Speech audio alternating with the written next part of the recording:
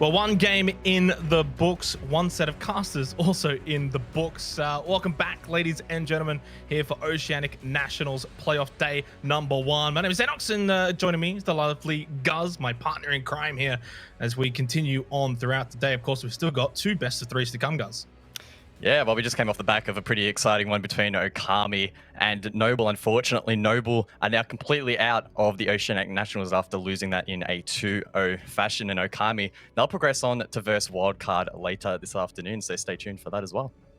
Yeah, it's unfortunate. It's the nature of it, though. But to be fair for, Noble, they had their chances in the regular season to potentially earn that double chance that we're going to see Wildcard and Knights potentially have later on. So they've really kind of only got themselves to blame in that regard. And I'm going to be honest, we kind of saw it coming through the back end of the regular season for Noble as well, didn't we? Where their form really dropped off after going 3-0 to start the season. 100%, and Okami were polar opposites. They started off pretty rough, and then they had a real nice boost in momentum at the back end of that regular season, so they'll be looking to continue on that. It's certainly good news for Okami, and they'll be definitely wanting to see how this matchup goes potentially for what they might end up playing later on in the playoffs. For now, though, Elevate coming up for us in this matchup. Guz, we'll have a look at the roster for them, which... well, I would almost say they're kind of the opposite of Noble, right? They had a slow start to the regular season, but got going towards the back end, and they've certainly got a bit of form coming into the playoffs. 100%. And the big thing to note for Elevate is that a couple of their key players have been stepping up this season massively as well, compared to what we saw in Six Masters 2020. The likes of God Legion and Worthy, those 2 key players, 2 key fraggers for Elevate, have had some really solid games so far this season and helped to elevate, excuse the pun, the rest of the team. We saw in Six Masters when they struggled, the rest of the team did. So if they can continue to step up heading into the playoffs, Elevate will be a really decent chance to go quite deep. They looked like a team in the first half of the season that would go into relegations. Of course, they were in the bottom 2 as well for Six Masters. So it was almost like a bit of a repeat. But as I mentioned, they turned it around. They're here, and they're here for a good reason. They've been fragging out. They've been really good to watch. And honestly, sky's the limit for these guys. They could probably go all the way to the finals if they have a good run. 100%. The key thing that I think everyone needs to consider heading into the playoffs is that it's now best of 3, and Elevate have not played in a best of 3 match for so long. You have to go back as far as the 6 invitational qualifiers for ANZ when they played a best of 3 against the Pittsburgh Knights. Before that, you have to go back as far as Six Masters 2019. Outside of that, it's been all best of 1s for them. So this is a completely new dynamic for them to adjust to because, of course, they didn't make the playoffs in Six Masters 2020. I mean, to be fair, though, for Six Masters, it was best of 2. So if you win a 2-0 in Six Masters regular season, it's obviously the same as winning a 2-0 for a best of 3. So, and look, honestly, these guys are pros. They're professionals. I don't think will be too out of their element here. In just the fact that it's a best of 3 doesn't mean they're suddenly going to flop now, is it? So, and honestly, you probably want to treat a best of 3 as if it's like a best of 1 and then a best of 1 and then a best of 1. Treat each map differently, go into each one with different objectives and goals, and while the main one being, though, to win. 100%. That's always the theory, right? To be able to reset round by round, map by map. In practice, though, that obviously is a very different story. Some teams are better than others, and that, of course, just comes down to their mental fortitude and their ability to move past any troubles that occur in these maps. So keen to see if Elevate do have that persistence heading into this best of 3. Well, we're going to look at their opponents for this matchup in this best of 3. It is LFO, and boy, did they have a good little comeback story in the regular season to avoid relegations. They sent Ferox down into the relegations, and they're here to play now in the playoffs. And guys, look, this is going to be the ultimate test, really, of course, going up against Elevate, who's also in quite a bit of form. Have LFO shown us enough in those last couple of games of the regular season to suggest they can move forward in the playoffs? That's the big question, isn't it? And it was quite the comeback tale. Of course, this online season, the regular season, was only 7 rounds. LFO, they left their only 2 wins to the very last 2 play days. So they left that run very, very late. They only just scraped through on head-to-head as well against Ferox. So this heading into the playoffs on paper is looking like they might just get 2-0'd, get sent home. That said, though, I think they're going to put up a really big fight and try and prove their worth. We saw them in Six Masters 2020, where they came in as this fresh team on the block. They showed all of these other more experienced teams up. But then in this season, it almost felt like the exact opposite, where they went a little bit back in towards their shell. So hopefully we can see the confident LFO that we know and love show up this afternoon. Well, you know, someone else who's quite confident, his name is Enigma, and I think this is where you're going to want to hopefully see the most out of him, right? Without putting too much pressure on him. But a best of 3, right? It's not a best of 1 anymore. Your coach is going to have a bit more involvement from map to map, for instance. So, and a bit more preparation and planning goes into a best of 3. This is where you would hope to get the most out of him. 100%. And I mean, if we want to continue talking about key members of this roster, Mims is a player that in Six Masters 2020, of course, again, stage 1 of the Oceanic Esports program, was a massive player for LFO. But if you look at the season ratings for Oceanic Nationals, he is dead last for LFO. That is a complete contrast to what we've seen him perform in the past. So hopefully he can step up, because again, he's another one of those key players. When he shows up, the rest of the team seems to fall in line. Yeah, well, of course, the maps, right? Best of 3, very different to best of 1, where it all just gets shuffled down to one remaining map. Where do you see the cards falling here, Guz? Well, if we look at the regular season, there's probably 3 maps to me that stand out as being the most played. That would be Clubhouse, Oregon, and Cafe, which, I mean, just in general in the Oceanic region are pretty popular. Yeah, the Holy Trinity, if you would, at least between these 2 teams. So I'm expecting those to be the most likely to make it through the veto. That said, though, it's in the playoffs where we often see teams try and throw a bit of a spanner in the works. And both of these teams, being a little bit of an underdog in the playoffs overall, might try and bring that to the table, because again, no second chance. So they need to throw everything they have at this match. Well, let's have a look and see whether or not there aren't going to be any spanners thrown into this for the best of 3. Well, there's one already with Elevate banning out Cafe. So that's one gone from the Holy Trinity, I guess you could say. We're going to head to Coastline, courtesy of LFO. Following that, then we head to Villa, which has become a bit of a staple as well. Theme Park, Clubhouse banned. No surprise to see Oregon in this best of 3, but it will be the decider. So it does have to be 1-1 for us to head over there. But still, Coastline, I like to see this pick. So far, the only time we usually see Coastline is when it involves, I was going to say Kanga Esports for a second, Rhythm. Rhythm just seemed to be the sort of Coastline team. So this is nice, I think, to just freshen things up a bit, go somewhere different.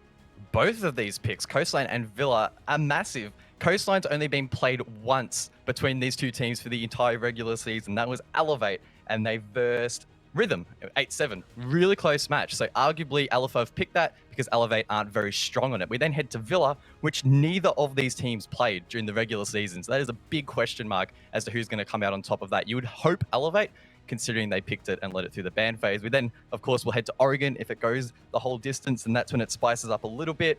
We have seen LFO play it time and time and time again, and it was actually them that beat Ferox 7-5 to make it into the playoffs. So some good recent form there as well. Yeah, and if anything is going to throw up a curveball, though, I think this Coastline could backfire potentially for LFO. But I trust them in here. I trust Enigma in here and the decision to head there. And obviously, you would think they've got a plan this early on. You get that opening pick out of that map pool remaining. Let's go and have a look at the expert predictions, which yourself, Guz, of course, ended up winning the regular season as we've been still winning, mind you, for the playoffs. We're still winning, especially I think Sky. I thought Sky was on 14. I think there might be a bit of a mix-up there, but that's okay. For the most part, Elevate, unless you're Darky and Manic, which they've gone for LFO, which I'm not too surprised by that. That's probably about the split I would have been expecting for this. I think LFO is certainly coming in as the underdogs represented here. I think the fan vote may, though, be a bit closer. In saying that, it's about right. Can we go to all 3 maps? I think it's likely, but if we do, I think Elevate will still win out. Yeah, very similar storyline in terms of predictions to what we had in Okami and Noble, where Okami probably the rightful favorites, but it really could have been either one's map to take. And this is the same here. If LFO show up and play really well, nothing stopping them winning this 2-0 or 2-1, and vice versa for Elevate. So I think these first maps are going to give us a really great indication as to who's going to come out on top. Well, let's head into our first map. It's Coastline, Elevate versus LFO in this best of 3 decider. The loser does go home. They will be out of the Oceanic Nationals. The winner will move on and play the Pittsburgh Knights. Ooh, Coastline. It's felt like a long time since I've been able to cast on this map. Definite favorite amongst the caster stack and plays out quite differently to a lot of the other maps in competitive play. Very aggressive, very frag heavy. So we expect to see a lot of chaos on the board. And I mean, talking about what's on the board, Capital will be banned out first here by LFO. Again, we are expecting quite aggressive bans. Maybe not a hard breach ban, but there we go. Will be Ace. Of course, the one operator that is probably the most efficient here on Coastline, being able to open up some of those lines of sight. And there are a lot of lines of sight already naturally open as well, right? So you're just making a tough matter even tougher, theoretically speaking. You are going to see Elevate banning out Smoke. LFO will get the final ban here as we head over to Coastline. Again, a reminder, this is a best of 3. And it is going to be Malusi banned out. Of course, Malusi brings those 3 bulletproof Banshees to the board. An almost more effective version of barbed wire, if you would, in the fact that it slows down attackers and gives away a sound cue to the defenders. And again, will soak up some of that utility. Despite that, we don't actually see Malusi banned a whole lot. I wouldn't say it's necessarily an uncommon ban, but it's also not a staple either. But maybe on a map like Coastline, where you really want to value that destructibility on the attack, getting that Malusi out of the way will help in opening up the map a little bit more. Do wonder if we are going to see the Oryx, which is 6 pick there from Sogs at some point. It is certainly a map for Oryx, that's for sure. His Coastline. Hooker and Billiards for our first site. Attackers need to locate and defuse bombs. Elevate will be attacking first. LFO on the defense as we, well, kind of breathe and just reset a little bit after that previous best of 3. And we now move on to our second best of 3. Of course, another one will be played after this, which will be Akami versus Wildcard, who will be getting their first opening looking for the Oceanic Nationals. 73% though have actually voted for Elevate, which is, I think in terms of ratio, is about the same as the snowball predictions. So I did think this would be slightly closer, although Elevate maybe do have a bit of more of a fan base. Yeah, pretty reflective, I guess, of the community consensus here, but I'm not convinced either way that one of these teams will be dominant here on this map. Of course, traditionally, Coastline is attacker-sided, so we are expecting Elevate to edge out a little bit, at least at the start here. Question is, how aggressive will they be? Will they try and get in the face of LFO? We know that LFO themselves often like to set the pace and play quite aggressively. Maybe that's what's been lacking in the regular season, as it's felt like that may have not been as present as it has been previously. So I'm not sure exactly what the mindset will be for both of these teams. Again, it is a long, long day if it goes 3 maps. So maybe using all your tickets early isn't really the play. At the very least, though, you don't have to play again after today. You know, that's one good news. When you look at like Akami, they're going to have to play again, right? So fortunately for them, they did 2-0 Noble, and they got that done relatively quickly. Besides all of the rehosts, it was a relatively quick 2-0, but you know, right? It can get long, best of 3. You get down to Oregon, for instance, which has become a bit of a staple, at least in ANZ in recent weeks, that's for sure. It felt like once it was picked for the first time, the floodgates had opened in terms of Oregon. Coastline, we haven't seen much of. I think we've only seen it once, I want to say, for the regular season, which was Rhythm. Maybe there was 1 or 2 more snuck around, but it certainly hasn't been common, that's for sure.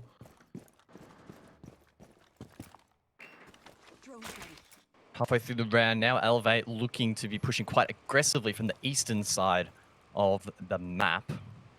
Looking to take control of the bedroom and then transfer that in towards VIP and maybe push Vars late. That said, we are also seeing a couple of the Elevate attackers over towards the Aqua balcony as well. And LFO in a position now where they don't really need to peek too aggressively, just maybe not try and forfeit too much free ground here. We also see Sogs on the roam below as well.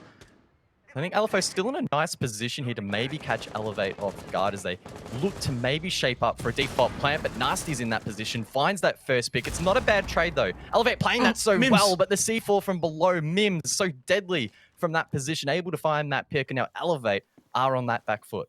He was kind of just waiting for that refrag to come through, and then perfectly successful. Hotshot able to get Sogs, though, it does now make it a 3 versus 3. It also gives him actually a bit of room to get that diffuser down. 25 seconds. Not exactly a late plant, all things considered, especially on Coastline. Worthy, nicely done from hookah deck, and Hotshot does get a bit help while the flash grenade gets thrown out. Well, that will end up being the first flash grenade kill I've ever seen in my time casting. You know what? That might actually be my first time seeing it as well. I don't think I've ever seen that before. That is, look, that's one way to do it. If you run out of ammo, just chuck a couple of flashes. In the end, though. Blinded to death. Yeah. Still a great effort there from Elevate to bring that back. Once Mims got that C4 from below into Aqua, it really felt like that was swinging heavily in the way of LFO. I mean, even looking at the replay here, it was a 3-on-4. LFO still in decent positions, but Elevate set up some really nice crossfires as the defenders tried to deny that plant. And a little bit of BM there again at the end there from Hotshot, but the round was basically over by that stage. Is it BM when you've got no ammo? you know? Yeah, a little bit. Use what you got. Yeah, for sure. Good round, though. And it goes back to one of the other kind of questions you posed, especially in Coastline. We've seen time and time again, you can have those very aggressive pushes. You can get onto site very, very quickly and look to be quite chaotic. I think for Elevate, obviously, that was not the case. They did take a lot of their time before they really started to push in. 25-second plant, though, still not bad. So I think you even said at one point LFO were looking good, and at no point in that round was I like, oh, LFO is getting like out-muscled here or out-positioned, but Elevate just also looked like they had a game plan and they followed it precisely. 5 seconds to insertion. Keen to see if LFO bring that same aggression from below as they did in the last round. Didn't seem like Elevate were too keen on contesting that, or maybe were unaware that there were roamers below altogether. Sometimes we do see the attack just ignore that below, maybe take their chance against that C4 instead of throwing bodies, but maybe Elevate on this occasion will try and clear that out and seeing them as free kills. Of course, cutting off rotations on Coastline is probably easier than your typical map in Siege, just because of how small and claustrophobic it can feel at times. And Hills could be the perfect example here. He's inside of red bar. It's going to be tough for him to rotate out if Elevate set up those all-important crossfires. But as you can see, Elevate basically ignoring it. Hills is going to go for the peak. Almost pays off. No, he doesn't find anyone. He's trying to find someone on that hookah rappel, but I believe they went to the roof. Hills will stay down below for now, but eventually you'd think we'll rotate back up.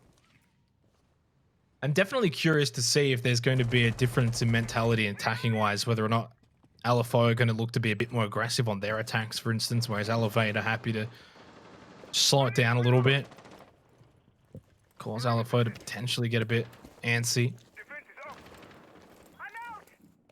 But in terms of like LFO's defense right now, Nate on the Vigil just roaming around Penthouse does have to be careful now that there's like, what, 3 members of Elevate looking to push in here. Does pop up and get 1. Gets the second. Might get a third. No. Unable to win that trade, but job was done from Nate. 1 for 2. Always a good trade, and make that a third now thanks to Mims. And LFO looking good in this round. Worthy spotted from behind as well, and he's just caught in the crossfire. And a well-played round from LFO. Fast down to 1 on 4 minutes to go on the board. Yes, he has the G8 in hand, but this will be a very, very tall order. Everyone from LFO is still on full HP, and they've been given a wide opportunity, a wide window to set up these crossfires and make sure that all of these common entry points are accounted for. That said, the player inside of Puka, seemingly unaware that Vast is on the stairs, gets taken down, and there's no immediate retrade. Of course, LFO can play off that diffuser. Vast does not have it in hand. It's all the way over towards bedroom, has to pick. Mims finds that pick, and the aggression from LFO will win them around back.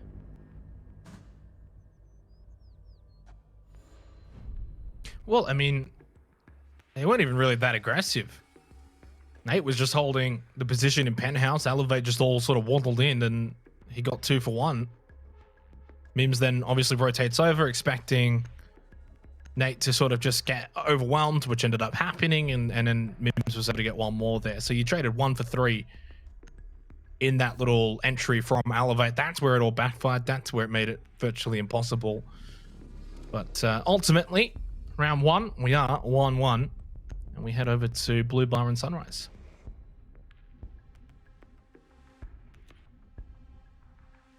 Sogs there, 6 picking onto the Jaeger. So we're going to see that Jaeger or my combo in full effect. Nothing too unusual in the current meta. That said, of course, just between Okami and Noble before on Oregon, we saw the Jaeger banned out, and that did significantly change out how the map was played. So keep an eye out for that maybe later in this best of 3 or for the rest of the playoffs. We saw the Ying, for example, in play, but of course, again, with that my Jaeger combo in play, that is very difficult to pull off and does stress the importance here on Elevate's ability to clear this utility. They do have a lot to work with. Flashbangs are aplenty, of course, Worthy and Digital with the explosives alongside Cold Legion as well. So there's no excuse if Elevate can't clear this utility set up by LFO.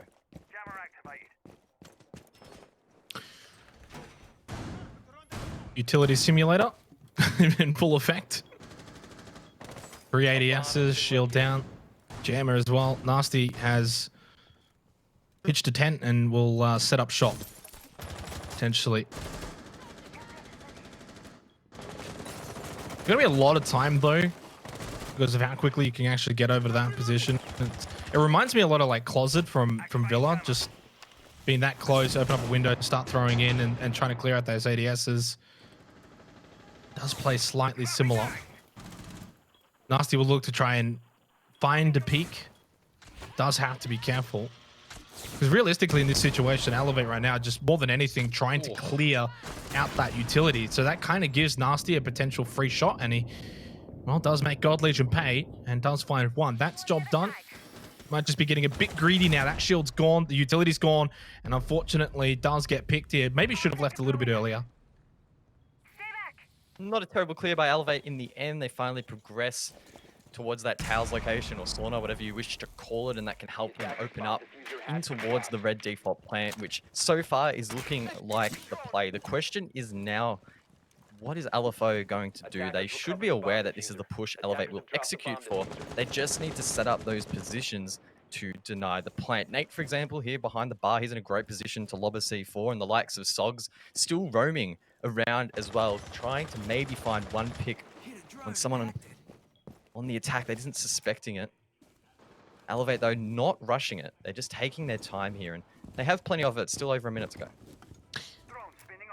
It's a bit of a replica as well, actually, from the opening round, as you sort of coined it there. Just patient play from Elevate. That's the name of the game for them in this match so far.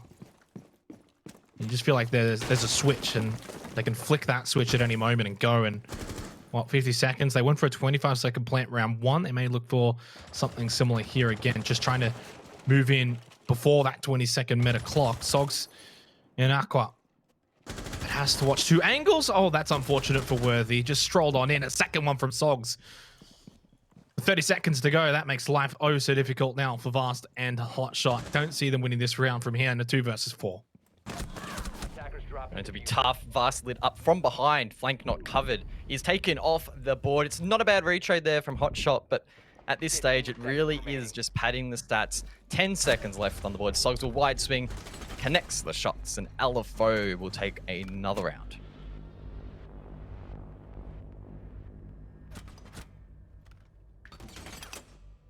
It's all about swings and roundabouts. Small little moments can make big moments. And in this case, it was the round win. You know, you win that fight in Aqua, swing out, suddenly you just get 2. But if you lose that initial fight, if you're just peeking the wrong way or you're in a bad position and you do lose out, that's 2 players then for Elevate that can push onto the site. So little differences, little moments, little battles that need to be won.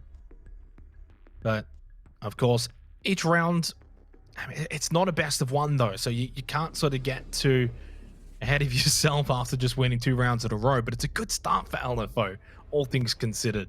They head over to Kitchen and Service now on their defense. And they make it 3 in a row. Yeah, and leading on from that point, this is, of course, LFO's map pick. So they will be looking to win this map. Again, very, very soon to call not only the map, but the series. But there's nothing better than in a best of 3 starting things off with your map pick and being able to win it. And LFO, I get the impression, are a team that really thrive off that confidence and that momentum. They're a team that sometimes feel like they drop their heads a little bit and can get a little bit confused, a little bit startled if they do have a bad few rounds. So they'll be looking to just continue to stack on the rounds 10 here seconds against left. Elevate. And the fact that they're on the defense as well only increases the importance of these 5 rounds seconds being remaining. won. Of course, Coastline, again, attacker-sided typically. So if LFO can get Attackers are 3, heading out maybe to even defuse a 4 bomb. rounds on the board, Defender is that'll be approaching huge the for their kill confidence. Securing door. Especially when they're coming in as underdogs. But without knowing the sort of inner workings of the teams, I wouldn't be surprised as if they feel very confident coming into this, because you know they have had that switch in momentum and they have had results going their way recently. So I would imagine, if I had to guess, I would say LFO have come into this feeling very confident, as they should. That doesn't mean they're not the underdogs though. Nate just below in the warden, fast outside.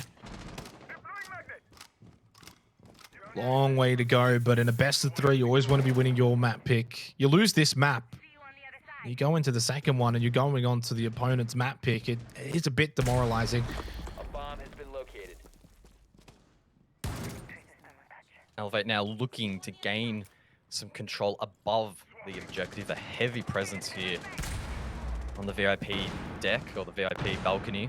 Worthy entering alongside Hotshot, and again, lots of destructibility available to open up the floor and clear this utility, which is above. It looks like there is a lone defender inside of theater. That will be Mims. Wide swings to try and find the pick. Worthy gets lit up. Mims as well, as he re-picks the double window, lights up Vast as well, but doesn't find either of these picks, and now needs to make the decision. Does he swing again? Does he try to run away? And he's just going to sit there, so this could be very challenging to hold this position, but still finds a pick, almost a second as well. But Worthy should be able to get picked up, and this probably isn't a bad net result for Elevate. That said, they need to be mindful of the time as well. Yeah, there was a lot of time wasted from Mims. Unfortunately, those Sogs does fall very shortly afterwards. Nate's able to get one back though, and just give a lifeline. Sorry, for LFO. Minute to go, a lot of time. 4 versus 3. Although Worthy is exceptionally low, and for the 3 members of LFO, they are all full health. Flashy and Hills will hold this position, and just swings out. Can move away though now. That's the courtesy of at least being able to move away from that spot now. Needs to be mindful again of that presence above, but he's repositioned himself inside of the toilet. It's a good position to deny the plan. And look at the HP of Elevate. So many of their players low. Yes, it's a 4-on-3, but only a couple of bullets from that older. That bullet hose will be enough to find these picks, as Digital frantically tries to find Hills, but he has retreated back towards the main lobby, mindful if Digital elects to drop the hatch. This is going to be very difficult, I feel, for Elevate to stick this plant, never mind survive the post plant, as there's only 10 seconds left. 10 seconds left. Well, Hotshot's going to give it his best shot. Try and stick this one down, but will be denied. Yes. Has been dropped. And that will pretty much be the round. So LFO do win 3 in a row. But it's a strange one though. 3 in a row for LFO, but I mean, Elevate are still in this by far and away. It just feels so even in game, but LFO are getting the chocolates. I think Elevate did a decent job in the frag department finding those picks above. I did highlight the time as maybe being a little bit of a concern, but I think they had about 1:20 left when it was clear, and that should be enough time to set up an attack or an execute here on Coastline. It just felt like maybe the fact that they were so low on HP made them a little bit less confident pushing deep into the site to try and get that plant down, despite, again, having that man advantage. Unfortunately, it did prove costly for them, and LFO now building up a pretty nice lead. But Xenox, Vast, Montang, this could be the change that Elevate need. Locate and defuse as many bombs as they can. Could also be potentially a downfall here. If this doesn't work out, you're 1-4. That's not a good place to be, especially on a map that, you know, attacking wise, you're kind of expected to get a couple of rounds. It's not out of this world. This is not like expected for LFO to get 4 or 5 defensive rounds easily. So, you know, Vast has sort of struggled to get into this one. So has Godlegion as well. Probably sums up why Elevate haven't Attackers have been located a bomb. able to close out these rounds. So the Montang is going to make a difference potentially, as you 5 seconds alluded left to. before insertion. The Oryx as well for Sogs too, coming out finally. Attackers are And heading of course, out to Oryx can defuse dash the around the bomb. map, create rotates, play quite aggressively. Not really recent now, but one of the more recent changes to Oryx was the MP5 as well, getting the angled grip. So you can play quite aggressively on this operator and try and get in the face of your opponent. Sometimes we even see teams go for crazy spawn picks, but LFO with this round advantage don't really need to go for those high risk plays. So expect Sogs to just run around the map, maybe try and just disrupt this push that Elevate has on the board. They don't have any flank watch, so the Oryx will be pretty effective in sort of playing around the back lines of the attack. Especially against Monty as well, right? Like something that's really fast versus something that's very slow. Potentially could go to toe at some point. Vast is finally going to make his way in here. Second floor bathroom. We'll slowly but surely push on in. They've been quite slow with their attacks as well, so the Montaigne probably fits the playstyle of Elevate, at least here on Coastline.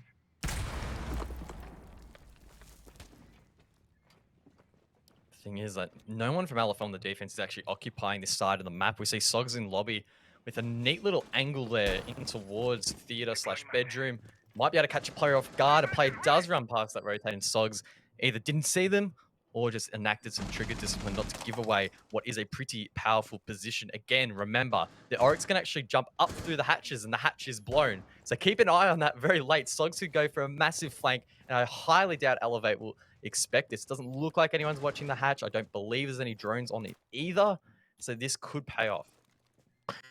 Yeah, Valtcam as well, watching that hatch too. So did catch out Digital in that position, knows that he's there. Digital actually will take out Sog. So that's a prediction, or did he know he was there? I don't know. His body language suggests that maybe he knew he was there, but either way, Vast now getting aggressive inside of Aqua. This Monty will be quite powerful in helping to cover the plant, if not reverse plant, if Vast elects to go for it himself. Instead, it looks like he's going to try and go deep, disrupt these players towards drinks, and that should allow God Legion to try and get the plant down, or Hotshot rather, but he pushes deep, finds the frag, and will now try and stick it in the 3-on-3.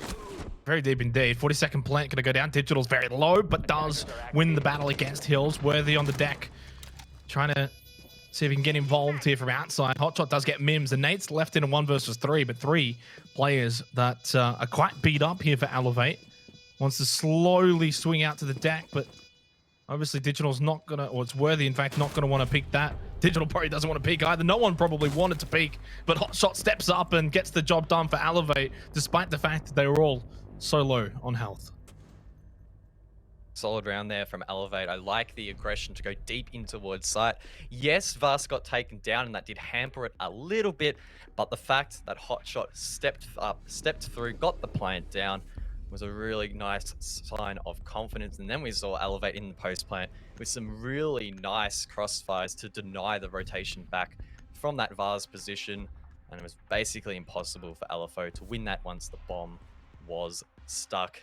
That leaves us now, of course, in a 2-on-3. Elevate in a position to draw out the half. They stick the Montang again on a 6 pick after that last round success, and they'll be looking to try and replicate that as they end out the half.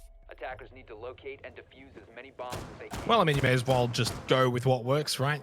Last couple of rounds, you lost 3 in a row. No Montang. Pick up the Montang, win the round. It's pretty simple maths at the end of the day. Head back to Blue Bar Sunrise, which Bomb located by for attackers. LFO, they were successful on last time we were here. Nasty was able to get a decent pick from Sunrise position. Hills is going to obviously stack up the ADSs again.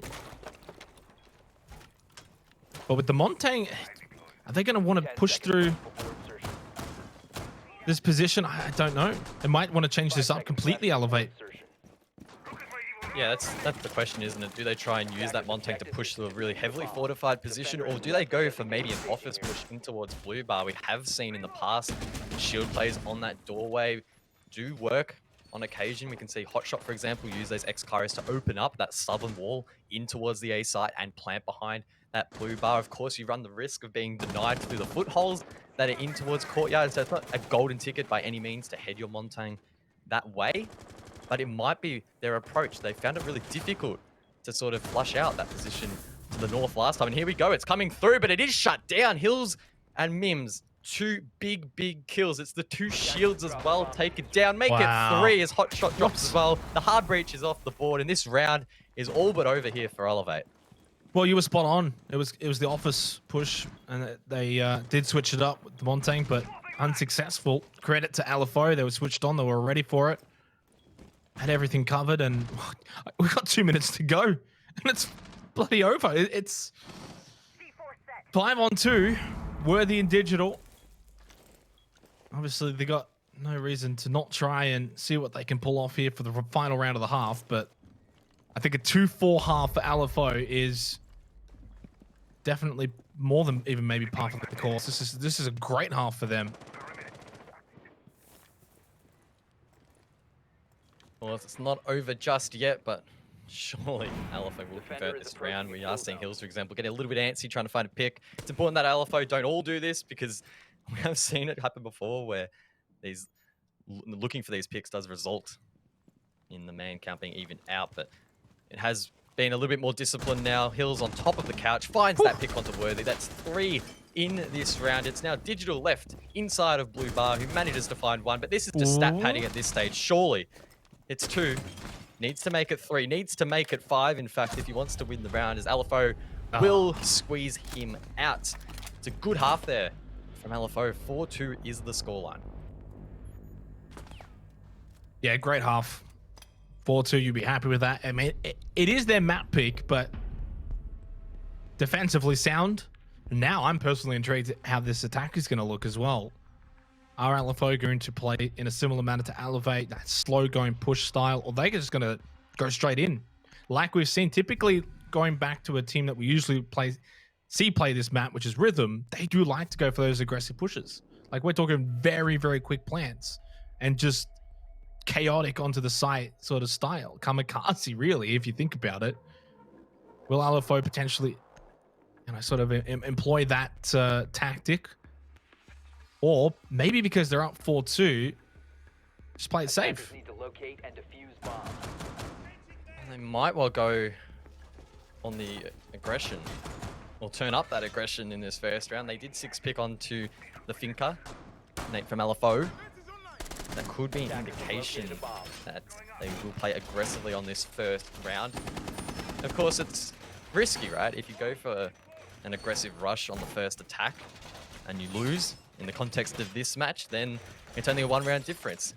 That said, if you win it, then you're up by 3, and you also put a lot of doubt in the minds of the defenders, who will be a little bit annoyed that they got rushed, as it doesn't happen all that often. So keen to see if LFO do actually commit to it, or maybe it's just the fact that I think you can bring those grenades, bring that LMG, and the boost can be pretty handy as well. Well, it's just that classic risk versus reward. Obviously, you can play a bit safer, but maybe the likelihood of being able to secure a win by being a bit cheeky, less likely. Have to play that more structured style. Defensively, though, for Elevate, they are going to actually bring out the Pulse and the Vigil here. So very much expecting LFO to be running around, and potentially Elevate looking to counter that with their own sort of rotating players, and essentially kind of like an aggressive defense style potentially could be to play here for Elevate. I mean, Digital's already peeking out from Sunrise. Seeing how many he can find here. He's definitely spotted at least 2. No more, no less though. I mean, this util clear has already been way more efficient than Elevate. Look, 2 minutes left in the round, wall's open. I think the utility has been cleared as well, or at least dealt with enough to get that wall open. Hills bringing the Thatcher is a massive difference to what we saw from Elevate.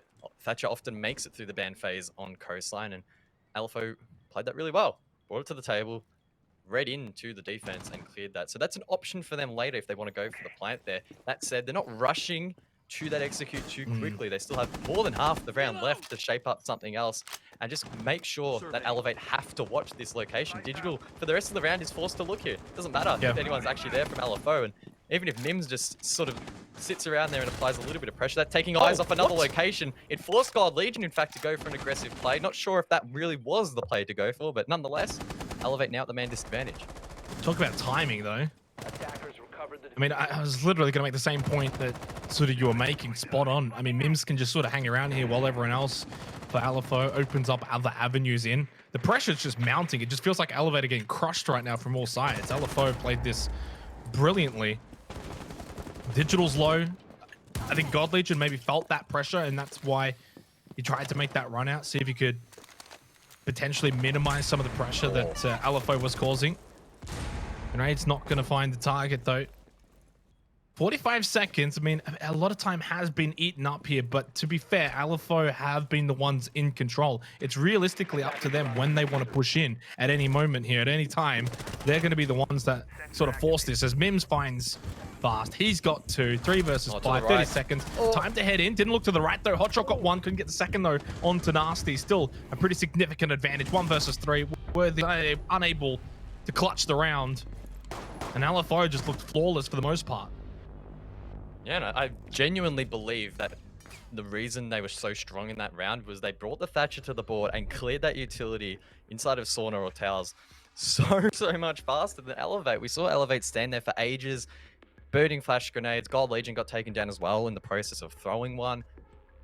LFO, though, took them a minute. It was done. They could then go do other things around the map, displace those defenders, and really give them a hard time. It felt like wherever Elevate ran, they were greeted by a member of LFO, and they didn't feel safe at all. So it's a good start on the attack. 5-2 the scoreline, and look, I'm feeling pretty confident to call it here, to be honest. LFO have really shown up on this first map, and I don't see them losing it from here. I mean, you're within every reason, I guess, to say that, right? Because they've won 5 out of the last 6 rounds. So what's the evidence to suggest that Elevate can turn this around? One of the most damning stats for me, though, is God Legion right now. I mean, it's no secret. If God Legion does well, Elevate do well. He's 0, 1, and 7. He's, to what we've got written down, he died 3 times as the opening death. Like, he's struggling to get involved. And just maybe that last round, you know, that sort of play, it's aggressive, it's risky. Potentially for someone like God Legion who's just struggling to get involved, trying to just do something to get involved there, I guess, was the play. Yeah, I feel like maybe I cursed him a little bit in the pre-show. I did mention that the likes of God Legion and Worthy, who are arguably the best fraggers on this roster, need to show up, or the team will struggle. And yeah, God Legion 0-7. I'm glad you brought that up. I hadn't even thought to look at it, to be honest. It's been a very, very rough map for him. That said, as well, on the flip side, Hotshot, for example, he's been playing really, really well. It's going 10-5, had a couple of key plays as well. Maybe he's the one giving this roster some energy at the moment and keeping them in this. If Hotshot wasn't showing up, then gee whiz, this could have been even more one-sided. That's a good point to bring up. E1D. I think a Lion combo might just suggest an aggressive push from LFO. At this point, maybe just go for the kill. Foot on the throat, push on in, try and overwhelm Elevate, although it could technically go into Elevate's hands. You know, God Legion on this vigil has been struggling to get involved, but if you feed him 1, maybe 2 kills, don't be surprised to see him get back in at 2-5 though. Overall, Worthy going down early on. God Legion trying his best to get involved here at Sunrise, but A bomb has been located. Ooh, missed drone. hasn't been droned out. This is potentially the place to sit right now. Ooh. This could be. Yeah, he's going to get someone here surely. This could be his opportunity to get back into Mims? the map. Oh no. Yeah. Oh, how long is he gonna wait? 3, 2, 1. Nope. 3. Well, it's smart trigger discipline 2, just in case anyone else 1. also runs in behind Mims as Hey, well. I was right. Waited long enough. 1 tap to the head. Jeez. Poor Mims. Well, he's on the board. It all starts with just 1. You know, you said you're ready to call this 2-5, but if Elevate get back in, win this round, God Legion starts fragging out. Vast maybe starts fragging out. It's all the potential in the world that Elevate can get back into this match. Of course, it's the first map of the best of 3. Hills just gets swatted by Vast. And talk about the 2 players that need to find a bit of form. They have been able to do so, Guz. Yep, it's been the God Legion of Vast show here in round number 8. But the job is far from done. Still a 3-on-3, and LFO have a minute now to work with. It looks like they might be setting up for a service push, and Elevate on the defense are in a decent position to counter this. It's going to be a bit of a bloodbath here in the final seconds of this round, I feel, unless either of these teams can find a pick elsewhere. That said, someone's actually pushed all the way deep in towards lobby. Vast needs to find this pick. He gets timed, gets taken out as well. Big shots there from Nate, who will be traded out, leaving it in a 2-on-2.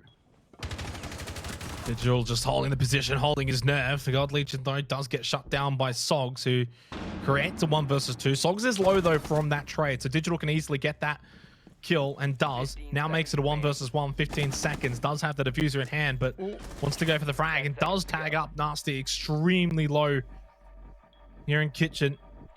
Nasty's going to just die here. Nothing he can do. Digital holding the angle and played that perfectly. And Elevate do get that round win. Maybe that's the round that Elevate needed. Both Vast and God Legion having a significant impact in that round. It's been a quiet one for them so far, so this is a great opportunity for them to find themselves in this map. And oh, this is funny. Vast unfortunately got time there as well, but I think he did his job earlier and getting a really key pick there. If Vast had have died inside of security on the first pick, this round probably would have gone the way of LFO. So look, I'm still in the LFO camp for this one. I still think that I should be able to convert this to a map win, but a little bit of doubt is starting to creep in. If God Legion, if Vast, if they both activate, oh, they could be tough to shut down. I mean, look, I obviously agree with you. I brought it up. It's good to see God Legion on the board as well. You never really want to see someone of his caliber sitting at 0. So a better round from God Legion. Great trigger discipline as well. I mean, honestly, can I just say, if you're on 0, 1, and 7 and you've got that opportunity against Mims, I wouldn't blame someone for maybe being a bit trigger happy and just trying to get that kill. But that's the sign of a pro player there to hold that for a little bit longer. And might just give God Legion that confidence to kick on here. 3-5, I mean, it's certainly close. Even on the scoreboard now. Had it gone 2-6, I certainly would have been in camp LFO with match point for that many rounds. But you win this round and it's only one the difference. And to be fair, though, I think Blue Bar Sunrise has been the home of LFO at the moment. Yeah, that's exactly what I was going to say. I'm a little bit surprised that Elevate have elected to go here. It was the first site they went to on their defense. They lost it off the back of a very efficient attack from LFO, particularly on this red bar side, on that red wall to the left of screen to the north. And again, they're going to get it open basically for free, I think. There we go. X-Kairos already ignited. 2 minutes 15 will be left on the board with that wall open, and that does mean that Elevate need to watch it. We're going to see Digital again behind this red bar, mindful of that position, and in fact they're actually going to clear it out completely. If LFO wanted to get super aggressive here and had the intel, they could go for an execute, but just like last time, they probably will get a little bit of a feel for the map, try and establish some vertical control, and then go for it from there. But this is also where Elevate need to have learnt from last time as well and understand, okay, we saw LFO do this before. They're probably going to want to play a similar manner, although Mims has pushed into Sunrise and God Legion is going to be eliminated. And unfortunately, even off the back of that last round, finding that kill, Mims has been able to get some revenge here. Worthy's down too. She's gone for the 1.5 minute diffuser plant. Digital is able to get at least Mims down. And of course, Worthy's still down. Vast is low. Even though Hotshot does get Sogs, Nasty don't want to be knocked down. Vast putting in some big work right now for Elevate, and it's a 3 versus 1 because Hotshot just continues to be the Hotshot. And it's all down to Nate. 30 seconds to pull off the, well, technically 1 versus 2. Will be a 1-on-3. Worthy getting picked up. Nate still very winnable. Vast and Worthy so low on HP, and Nate can hold a very tight long angle with the ACOG, but misses those first initial shots. Vast is on the defuse. The sound cue goes out, forcing Nate out of that position, and Elevate will bring the round back. It should have been LFOs. They had site control. They found the picks, but they weren't able to cover it in the post plant. Great retake from Elevate.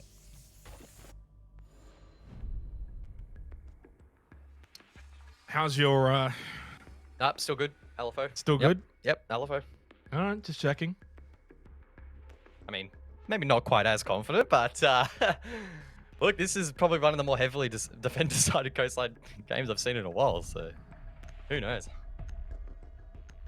There's been 3 attacking round wins so far in the 9 rounds that we've played. So it's like a 1 for 3 strike rate, which maybe is about right. I mean, I don't think it's a 1 for 2 sort of strike rate usually. So, Well, normally it would be the other way around, right? Coastline, you'd expect it well, to it be depends on. attacker-sided. I guess it depends on the teams as well. Has a big influence on it. But this is where you'd now expect. Usually, you know, we're talking about Coastline attack. This is where usually LFO would get one back and put it at least a little bit more closer to 50-50. 5-4 though. 2 round wins in a row for Elevate. Hotshot and Digital just right now putting the team on their backs. 10 and 12 frags respectively. Whereas for LFO, it's a bit more of a spread, even effort in terms of kills. But head over to Hookah and Billiards, which we haven't actually seen for quite a while. The last time we did come here, though, it was the attacking round win for Elevate. So LFO are going to have to try and replicate that for the attacking side. Yeah, maybe that's why Elevate left this site for a little bit later in the map. Maybe not as confident in defending it. Hookah these days has been strided out very, very deeply. And it has become quite attacker-sided. It's incredibly difficult to hold a lot of verticality that can be created by the attack, and it forces the defense to really get in the face of the attack before they can almost even enter the building on some occasions to prevent those lines of sight from being established. COD Legion inside of office, going 1 and 9. Needs to step up big here if he wants to deny the entry inside of office. Will pre-fire and fall back though, just trying to apply a little bit of perceived pressure on this attack and slow down the entry. The beautiful part about this game is it doesn't matter what your KDA is. It doesn't matter how many kills you've got. Each round is different. God Legend can be so impactful towards the later stages of this match. Narcy's going to be eliminated early. E1D used by Nate. Not too much of an effect though. And this is really the stuff that Elevate really want to have, and they've gotten it. To tie it up 5-5 and just put so much pressure onto LFO. You get up 5-2 and then you lose 3 rounds in a row. It's surely not good for your mental stress. Just trying to work out what LFO are trying to achieve in this round. It looks like it's going to be a full sweep from the east, full map control. Mims was below to establish some verticality, but as Nate tries to enter luggage, God Legion will hit a very nice shot. That leaves it in a 3-on-5, and LFO will now need to start to get a little bit more desperate for these picks. Mims could find Digital on the stairs, but it's a very awkward angle. That said, finds the pick, could find a second in towards Vaz. Depends how aggressive he wants to get. Flashes it out, but there's no one really from LFO there to support him. So with a minute to go, they now need to start thinking, how will they get this bomb down? He knows he's there. Oh my goodness. Oh my god. Mims with a double. Insane. 45 seconds remaining, makes it a 3 versus 3. Can LFO potentially get the match point here? Rotates back over to blue bar and underneath into office. Blast area. Not going to find anyone with the initial impact. Another flash going to be thrown out and 30 seconds left. What can LFO do here? 3 versus 2 with Sogs on the window, repelling on in. COD Legion score. Mims did in fact find the 3rd. It's down to just Worthy for Elevate here to defend. Mims unsuccessful. And Mims just went ham in that round. There is so much to talk about in that round. Mims, holy jeepers. I talked about him earlier when we looked at the squad. He has been the worst rated player for LFO this season, despite being an absolute gun earlier in the year in 6 Masters, and he is showing that old form here today. Oh my god. So many key picks in that round, and he also got a kill with the Ash charge, I'm pretty sure, right? Let's have a look at it again. Yeah, it was. Yep. And how funny is that? It's against Hotshot, who got the flashbang kill earlier, and then of course to end things up, he also got the final pick onto Worthy with only about 10 seconds left on the board as well. So huge round from Mims. Heads LFO to match point, and that is a massive, massive confidence booster. It is, especially because of the fact that Elevate were coming. They'd won the last 2 rounds in a row. They were on their way to tying it up 5-5. potentially even then from there could have stolen match point for themselves. The good news for LFO though is they now do get this match point, and at the very least, if they lose the next 2 rounds, it does send it to overtime, so they can breathe a little bit Attackers have easier, discovered the location of a bomb. which does maybe mean they may want to be a bit aggressive here in this 11th round. 10 seconds remaining. Yeah, I'm keen to see how Elevate approach this round. 5 seconds to go. Again, we always stress the importance of every round's a new round. Treat every round like it's 0-0. Attackers' objective is to Yeah, defuse again, the in bomb. practice, might not be as easy as that. But I think Elevate, again, being on their opponent's map pick, can just relieve a little bit of that stress. Not be too worried. Try their absolute hardest to head it to OT. If they don't, look, it's not the end of the world. Attackers Just drop got to hope that some of these players like Gold Legion, for example, do find that form again in the next map. It has, again, been a little bit of a quiet one for him. We've seen him step up a couple of times on this map, but only a couple of that with 2 kills on the board again. Of course, kills aren't everything, but on Coastline, sometimes they really can be. So hopefully, we can maybe find the first pick here for Elevate.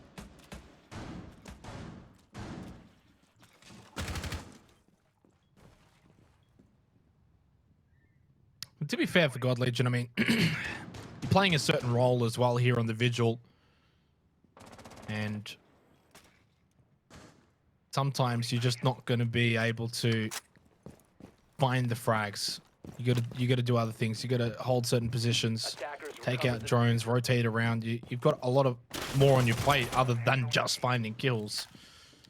Just hasn't worked out well. Of course, it is LFO's map pick as well, so you would think that they're going to be just as proficient or even slightly more proficient on this map and a bit more of an understanding. And heading over to Villa, God Legion may find a bit of form over there in the second map of this best of 3. Yeah, the concerning thing for me is the fact that Vigil's actually sitting on site, so maybe not having a big impact. Yes, it might disrupt the droning above in VIP. They are still getting signals, but if Gold Legion is spotted there, then they know that the Vigil isn't roaming. That said, Worthy does find the first pick. He is roaming in towards the bathroom, and a C4 just appears out of nowhere. That's Digital from below to find that pick. Great place here from Elevate, leaving it in a 2-on-4. They should be able to close this one out.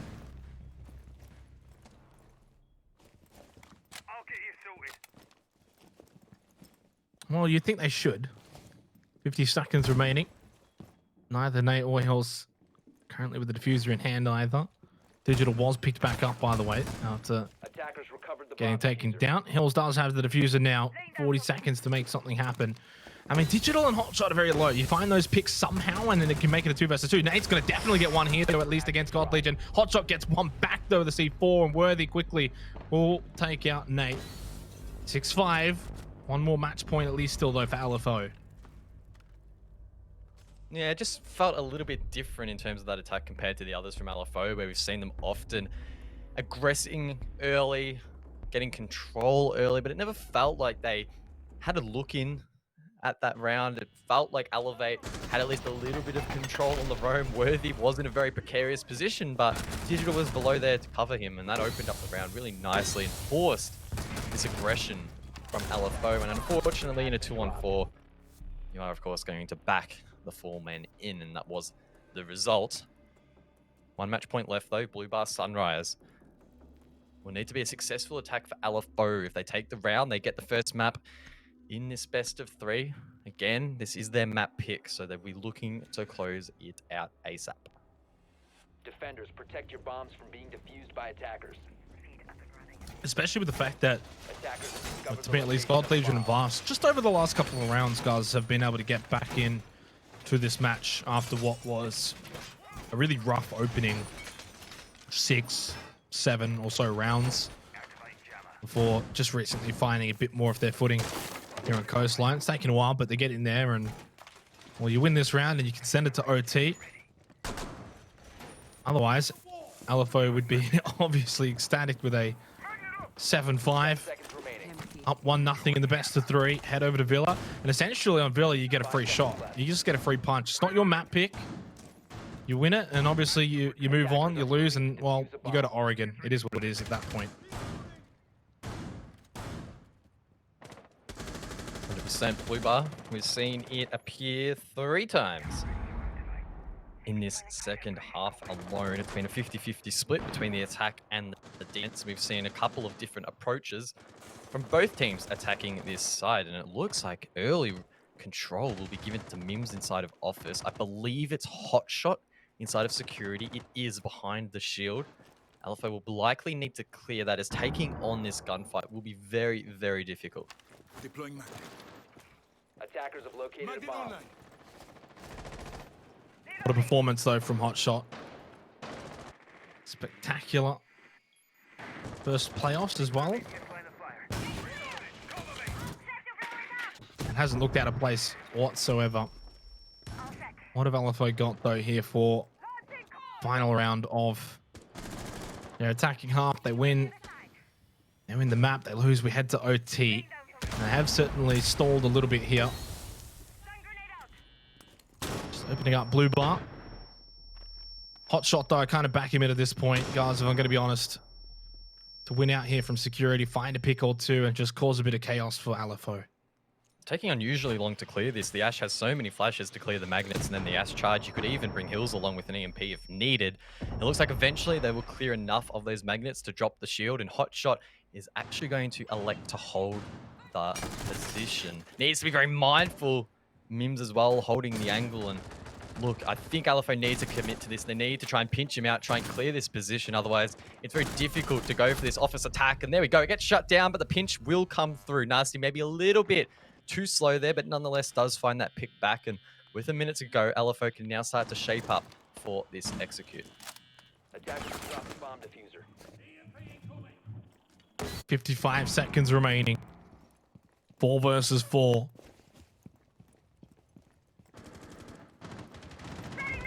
It's Worthy going to be able to find here, potentially rotating down below in lobby. Sogs is able to get God Legion. He still can't get into this series. Nate, though, also getting digital, and Nate finds a double in quick succession. Worthy, despite all this roaming, has not been able to find any members of LFO, and it's going to backfire heavily for Elevate. Down below, though, might just get one. Sogs is on the slimmest of health margins. Nate is also extraordinarily low. Worthy able to just spray and pray, but the prayers are not answered, and LFO will take out the first map of this best of 3. They do, in fact, win Coastline 7-5.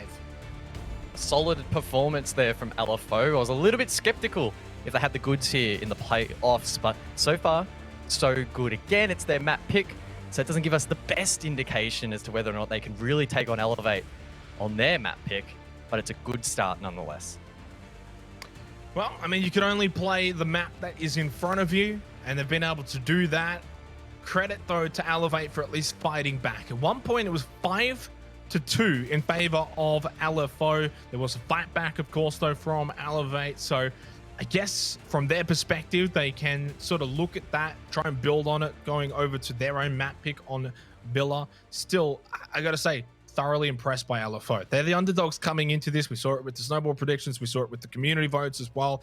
And just the general feeling from the end of the regular season, despite, of course, LFO's mini rise as well heading into the playoffs. I mean, don't get it twisted. These are two teams with a bit of form and momentum from the back end of the regular season clashing here.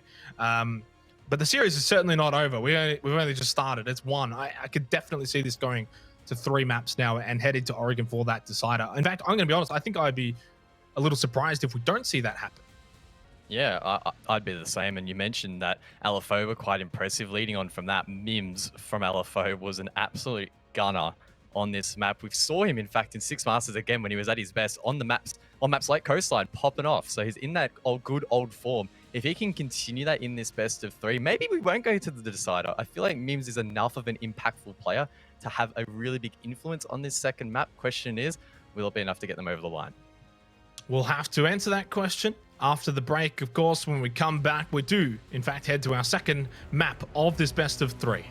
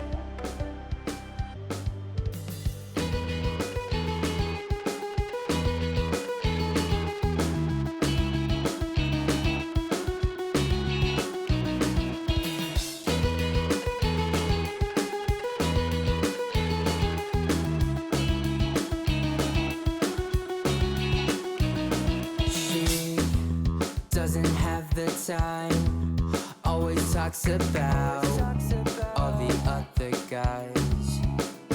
Will I ever understand? Without her, it's not fair, I need you back. No more crying at the end, I'll do it again.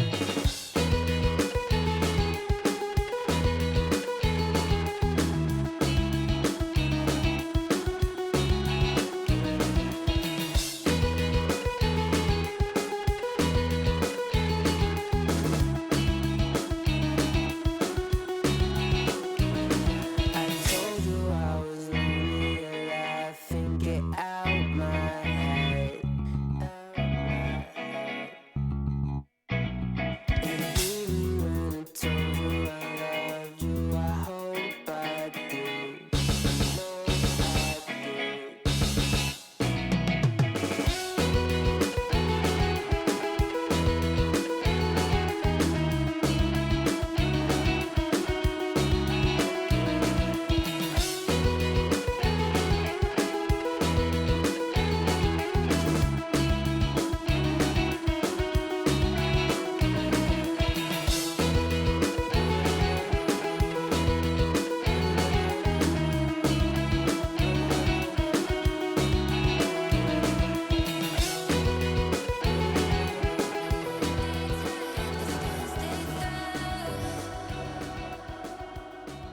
Picking up scars and I hold them close.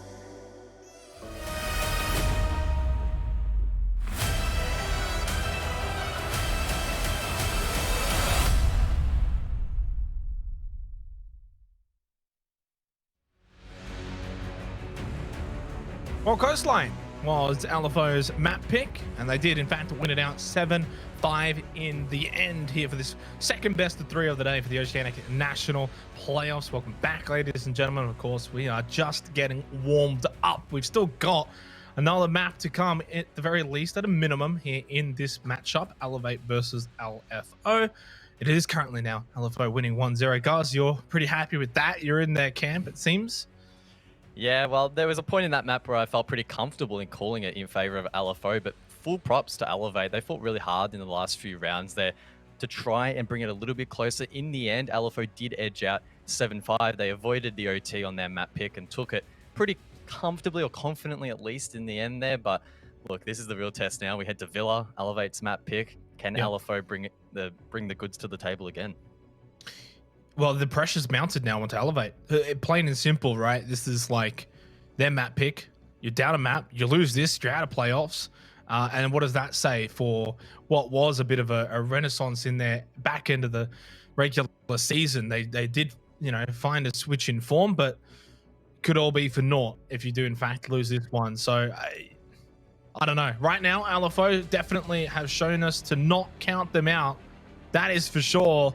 Elevate, though, it's must win. Simple. Don't know how else to say it. You lose this, you're done. You're out of the playoffs, and it's goodbye for a while. I don't know when we'd see them again. It'll be a while. Hey. Yeah, it's a while. It's a while.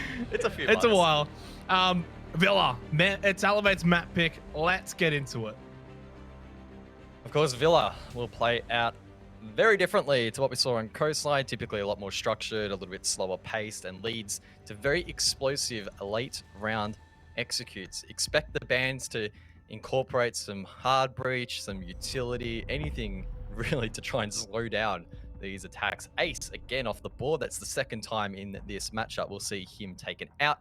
Those Selma breaches, of course, very, very efficient in helping to open up breaches. That'll be followed up by a Jackal on the side of Elevate. So that may indicate to us that when Elevate go onto the defense, they might play quite fluid and try to roam around, which on Villa is a very valid strategy. You've got the whole basement floor, which actually doesn't have any objectives in it, that we do see some teams try to incorporate into their game plan. Elevate now, of course, have the second ban on the defense. It's going to be a Wamai. So that's the second time again we are going to see a projectile denial taken off. No, it's not the second. It's the second time this afternoon. Not in this matchup, though. We saw Jaeger taken out earlier in one of the other matches. Keen to see what LFO will follow this up with. Maybe something to disrupt the ability to hold some of these reinforced walls, but it will in fact be the mirror. A little bit of a nuisance for some of these teams that don't want to deal with her mirrors on the board. I'm sitting here the whole time just waiting for you to stop talking so I can make a joke. and I can't really do it now. Try hardest, go. Well, you can't. It's not working. I was just gonna say, seeing Ace and Jackal side by side, Ace kind of just looks like the Halloween version of Jackal, like when you're a kid and you just put like a flashlight on your head and then a weird mask. And Jackal's kind of like the actual superhero with like the cool technology. Yeah, it's a bit weird now because you can't really see them side by side, yeah, but whatever. I was thinking the exact same thing, Xenox. Yeah. Yeah. Anyway. Protect your bombs from being defused by attackers. Elevator going to attack first, which at least I guess is a bit of a similar trend to what we saw on Coastline, where they were attacking well. I mean, how many? No, never mind. I'll take that back. They weren't attacking well. They only got 2 rounds. They were defending well. So I don't know anymore. My whole spiel's gone because I, for whatever reason, thought they were attacking well. I guess what I will say is, guys, they will have to find a way to improve their attacking here on Villa. Yeah, I mean, improving your attacks is always good in Siege.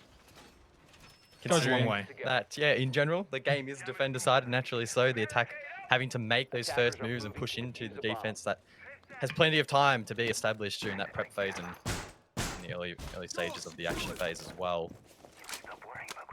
This is, wow, quite aggressive from LFO. Sogs a long way away from site. Keep in mind, this is a kitchen defense, and he is setting up rotates all the way over towards library, which on this sort of site often goes untouched by both teams. So LFO are going pretty deep into the strat book, it looks like, to try and get some early rounds on the board, which I like to see.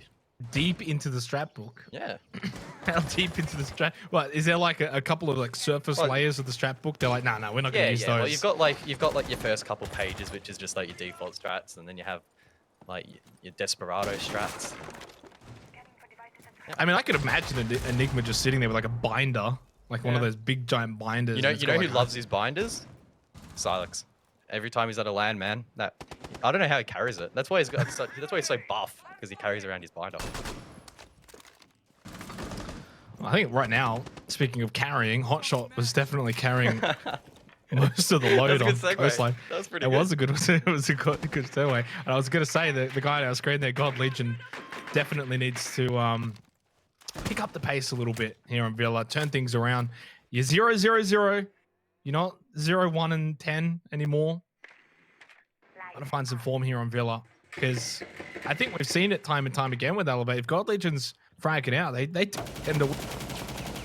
Ying on the board here for Elevate. We saw Ying again used earlier between Noble and Okami, but that was when Jaeger was taken off the board. So the fact that Varsal has the confidence to bring it even with just the Wamai taken out is another indication that Elevate as well as LFO will be playing quite aggressively here. That said, it's a minute to go. Not a whole lot has been done to disrupt site. Verticality hasn't really been established a whole lot. You have Digital on the buck. He needs to start getting to work, because as you can see, LFO are just sitting tight.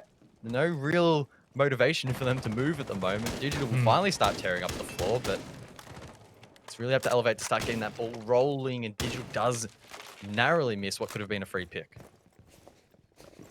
I thought my screen froze for a second. They were sitting that still.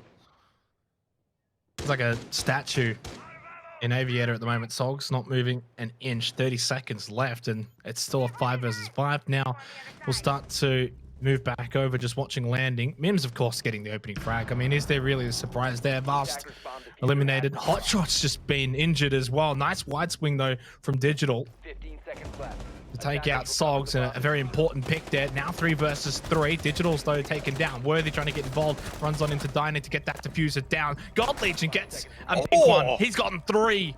What a way to turn around your fortunes here in this best of 3. Make it 4, God Legion. Make it, well, I mean, Worthy's not gonna. What did you just take that one for? It could have been 4K, but a 3K's good nonetheless for God Legion, and Elevate will get the first round. Oh, well, that was typical Villa for you. Took a little bit of time to get that ball rolling, but that execute, a lot going on. Utility flying left and right, and gunfire as well. God Legion. I think, did he get more kills in that one round than he did on the entire last map? I think he only got 2 or 3 on Coastline. No, he definitely got 3, but I don't think he got 4. Well, I think God Legion got 3, and I think Vast got 4. Oh, that is quite impressive. I think you needed a round like that, one where he just sends it in towards site, find a couple of one-on-ones, win those, and he'll be ready and raring to go. Unfortunate there for LFO. I rated the creativity that they had. They also had the flanks set up as well for the late round, but unfortunately, this didn't quite pay off. Elevate were able to overwhelm the site. They're going to reattempt it though, LFO. Attackers have The located a teams bomb. this early into a half repeating sites.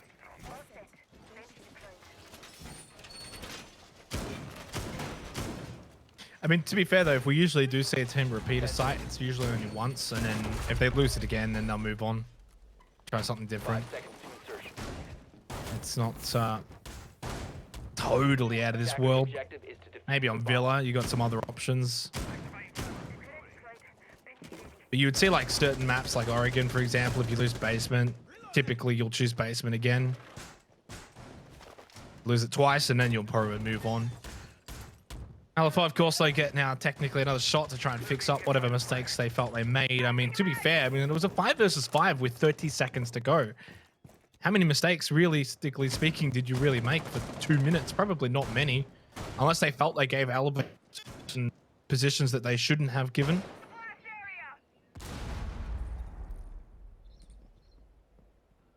Again, aggressive offsite presence here from LFO, but some aggressive droning from the side of Elevate as well as those entries. We see Digital on the buck, progressing forward quite quickly, but he needs to be careful that he isn't the first to drop here. That's a lot of verticality that would be taken off the board. It is better for the likes of God Legion to try and progress forward first, and that looks like it might be the case. Claymore set up for the flank, of course, placed on the red carpet as well to make it even more difficult to see. C4 rains out, misses God Legion. That would have been a nice pick here for LFO, but the fact that they've now used that C4 over towards bricks means that that's one less they will have when Elevate go for the execute.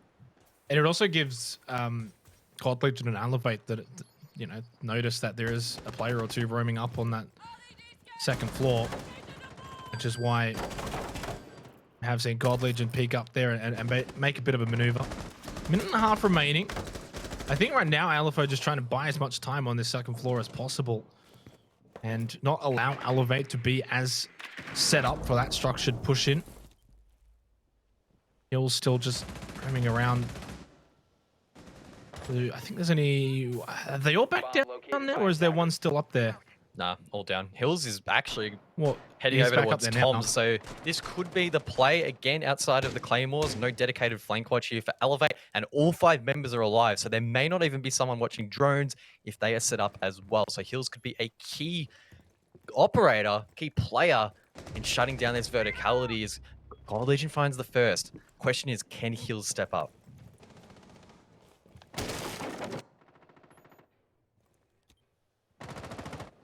.30 seconds remaining, similar to the last round, but this time Elevate have actually got an advantage. Hills does get God Legion, who was watching the angle, takes out the Claymore on red stairs. But again, Elevate just keep finding frags to keep this numerical advantage. There's a second one quickly too. Sogs 15 seconds left. pushing up onto Astro, but this is probably Too little, too late. 10 seconds. Elevate's just all in front of him now. There's just too many to deal with. Does spot one from behind. That gets him low. Digital Fast Worthy also low. Won't take much to get them down. Gets hot shot as well. And look at This how is low winnable. Digital and Worthy are. This is certainly winnable. To be fair though, Songs is also very low. 30 seconds left. Finds another pick. That's 3 in the round. Worthy, the pressure mounting on him. One bullet will take down either player here in Sogs. With that pace, can surely round the corner for the pick. The shoulder pick baits him out. He might be able to even stick it here or at least fake it out, but he needs to commit. Look at the timer. Worthy knows this. He has to stick it. Sogs cannot win the round. Not enough time left anyway. Elevate will claim it in the end, but a valiant effort there from Sogs. That was very, very tight. A 3K, but you just come up short means you get nothing. There's no half a point. There's no similar silver medal or bronze medal. Elevate have actually. Oh, that's me. Too late. Elevate's just You have a nice all in voice, front of him Anox. now. There's just too Thank you. many to deal with. Does spot one from behind. We don't even need to talk now. Digital Fast Work. I was listening to That's that. God. You like listening to your own voice, don't you? That's all right. It's triple kill from Sogs, but yeah, I mean, in the end, there Worthy had it at a beautiful spot. Didn't have to do anything at all, but just sort of hold that position, wait a couple seconds, time it right. Defenders, protect your bombs from being defused by attackers.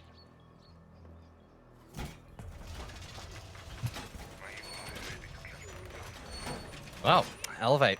They get the first 2 rounds, a solid start for them, and it's on the attack nonetheless as well.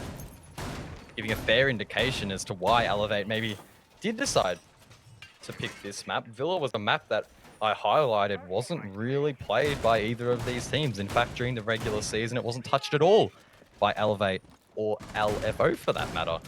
I mean, I don't know how far back I need to go for the time they played it. In fact, for Elevate, it was a 3-7 loss against Wildcard in 6 Masters 20. So, yeah. Elevate clearly have been working on this map, and so far, so good.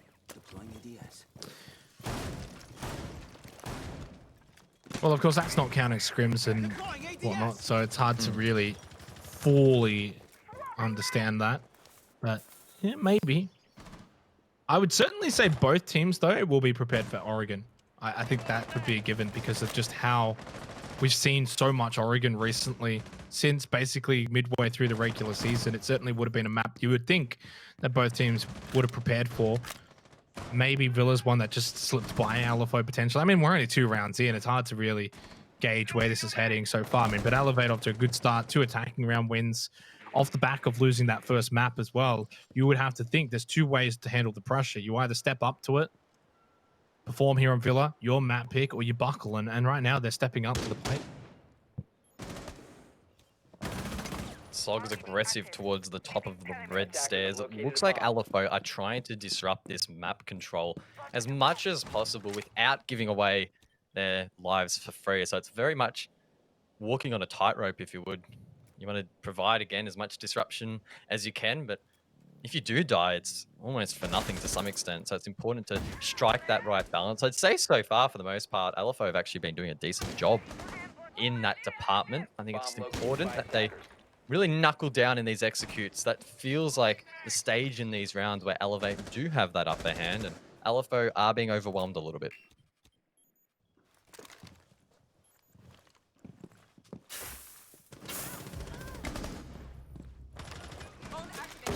Another opening frag for Elevate. 2 rounds in a row now. Fast finding Sogs. Gas canister going to be deployed. Guard Legion, though. Got so much time here pushing through landing and knows exactly where Nate's going to be holding there. Just to the right. Nate's going to wide swing out. Maybe catch God Legion off guard. And I mean, technically it worked, right?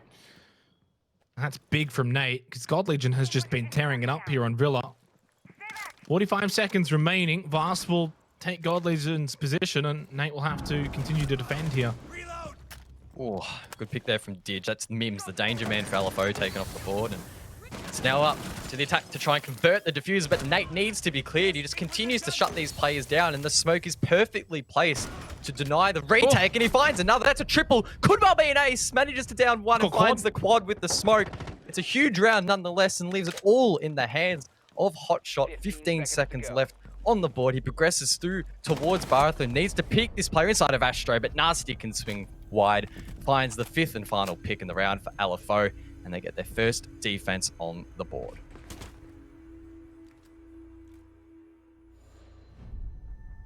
Well, it's nice to be on the board. LFO do get one back, 2-1. 2-0 is just not the safest lead. LFO make it seem like the first 2 rounds hasn't even really happened, and it all started with Nate just wide swinging out against God Legion. And LFO certainly need to be probably a little bit more aggressive after those first 2 rounds than they definitely were here on their defense because of Nate's swing, and Hotshot in a 1 versus 2 was always going to be disadvantaged. So Aviator Games for the first time here on Villa.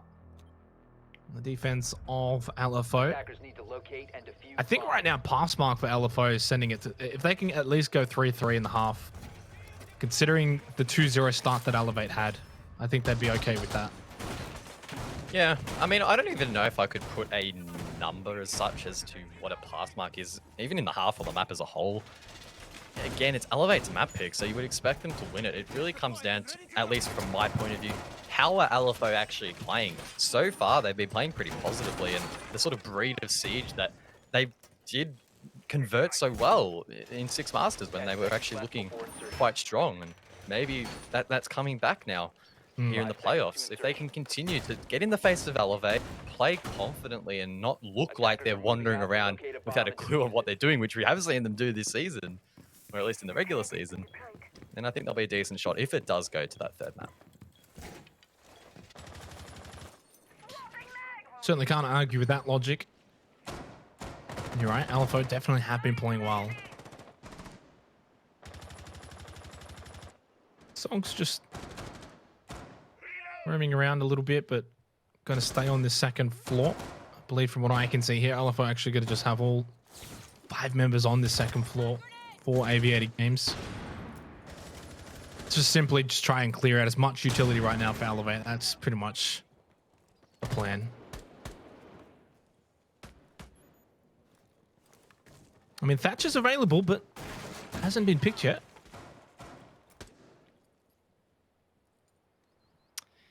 Yeah, definitely a fair point.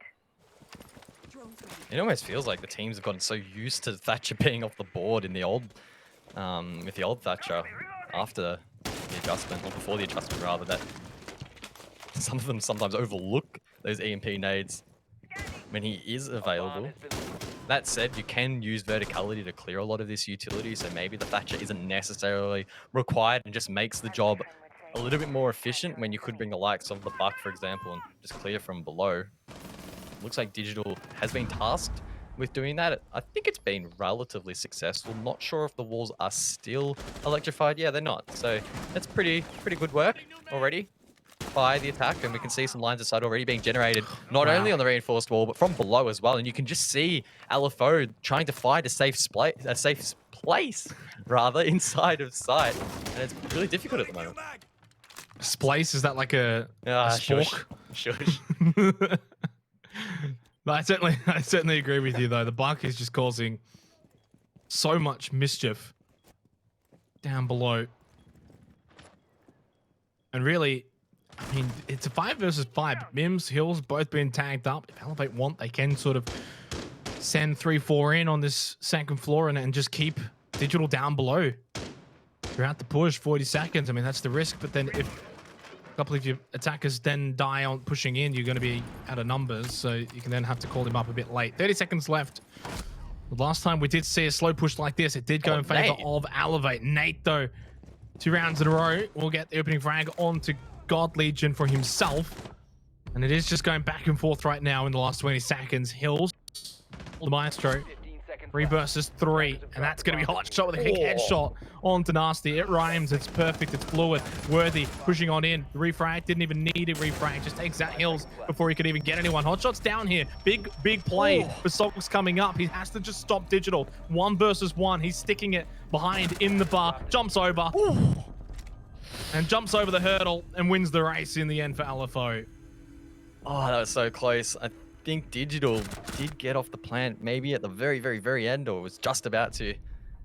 Great play from Sogs there to hold on. And I mentioned earlier that there were not many places inside of the site that LFO could sit and be comfortable. And it almost felt like that actually helped them a little bit towards the end. We saw Elevate try and heading towards site, and they got caught off guard a little bit by some of the unorthodox positions that were being held by LFO. In the end, they did a decent job in refragging it out, but unfortunately, just wasn't quite enough in the end, and Sogs was able to clean it up.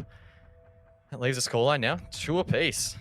LFO are really putting a good performance to bring this back. Of course, Elevate did take the first 2 rounds themselves, so it's been a good job in being able to counter that momentum that they did establish on the attack.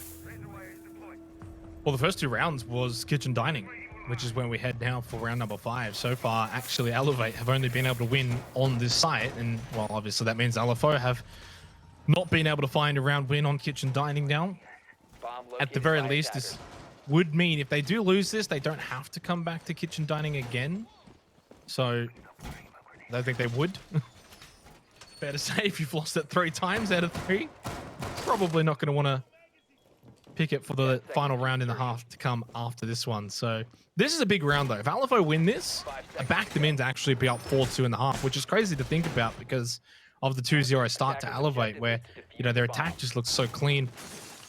That's why I said, though, you definitely don't want to count them out after just 2 rounds. And well, LFO making me look like the clairvoyant right now with this little comeback. Double spawn pick, Hills and Nate. Boys, this isn't ranked, all right? Chill. This is comp. You're not allowed to do that. Sorry, I just had to butt in there just in case they actually pulled something off there, because that would have been very disgusting. They didn't even do anything. You got excited like a little child getting a lollipop. Well, if they had a hit it, it would have been whatever. Would have been like a montage clip worthy. I like the idea, though. I mean, on a site that you, to be fair, you haven't really done well on. Why not do something a bit cheeky, try and find a bit of an advantage? Yep, I agree. Why not? And I mean, didn't really hurt them at all, right? They're still getting around with 2 minutes to go, still roaming around and causing some havoc here for the attack. It's definitely not a bad result by any stretch. Gold Legion probing over towards the main stairs has been pretty dangerous on this map so far. He's had at least 1 big round and maybe been a little bit quiet since, but probably hasn't really had to step up, at least on these kitchen attacks, as much so far. These rounds are playing out very, very similar, though. We still see LFO holding above, trying to just hold back Elevate for as long as possible. Maybe on this occasion, though, they'll play for their life. We've seen them rotate off quite quickly on other occasions, and there we go. Maybe that's why. They played for their life, and they get taken down. A bomb has been located. Just something about kitchen dining that just does not bode well for LFO, but Nate is having a cracker of a match here on Villa, 7-1-4 after eliminating Hotshot. Makes it 4 versus 4, 1 minute remaining. Bit of a pre-fire there from Nate out the window. He's under pressure. Did he get that? I think he did. Yep. Fast is down. That was at least a 1-for-1 trade, and we're down to a 3 versus 3 with 50 seconds remaining in the round. Yeah, really well played there by Nate. Wasted a lot of time, found 2 big picks, but that does give top control to the attack. Unfortunately, Elevate don't capitalize on that, and I don't think they did a whole lot of damage, if any, to that defender down below. So that leaves us now with 30 seconds on the board. Elevate need to shape up for their attack. Nasty in a great position to shut down Digital, and does. Surely LFO can convert this round, but it's another good trade. These trades have been so big from Elevate and leaves it all up to Gold Legion. Needs to find 2 more, but Hills running around like a madman will find that pick, and LFO will finally successfully defend kitchen. Man, I don't know what to say right now. LFA, 3 rounds they've lost in a row here. Is 2 attacking rounds going to be enough? We go to trophy stat to end off this first half. I'm not going to say this is a must win. I think you can still lose this 2-4. Okay, whatever. Then you go into your defense on Villa. But it's their map pick. And they have only won 1 site so far. That's not ideal. There are certainly a lot of things that they would probably want to be fixing up. and hoping that they can improve upon on their own defense in the next half. 1 round to go here, though. 3-3, I feel like would probably, from what we've seen overall, if you include the first 2 rounds, I think 3-3 probably is fair. Yeah, and the one thing... It's been very close. Yeah, the one light bulb that's sort of flashing for me a little bit at the moment is the fact that the Wamai's taken off the board. And again, so many people will bang on about the fact that we're in this util heavy meta. Wamai and Jaeger are must picks in most cases. So if you take one of those off the board, you could make the argument that it makes the defense a little bit trickier, makes holding some of these choke points a little bit, you know, tougher. You've only got those ADS devices to rely on. You can't do things as effectively as like the closet hold, for example, which we might have seen had the Wamai been on the board.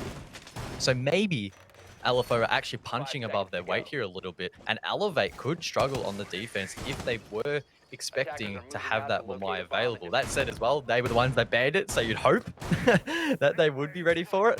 We just have to wait and see. It always goes like that as well. Sometimes you just look at that and think, oh, well, maybe they shouldn't have banned it potentially, but you can't really rely on just one operator. It is certainly a team effort.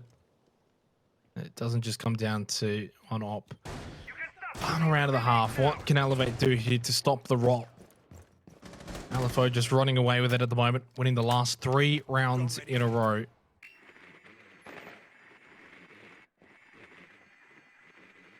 Digital droning forward. Again, it's already a minute taken off the board. Doesn't sound like a whole lot, but it's off the back of LFO playing quite aggressive in this early round. And talk about aggression, fast taken off the board. So that is the Thatcher, which will make those ADS devices, which I hope Hills has already placed, a little bit more difficult to disrupt. Leaves it in a 4-on-4. Key position still held critically for LFO here. And it's up to the likes of Sogs and Mims. We can see them that will be in these locations for these first engagements to win these ones, or at least waste a lot of time, as Elevate do seem to be committing to this push from AVG.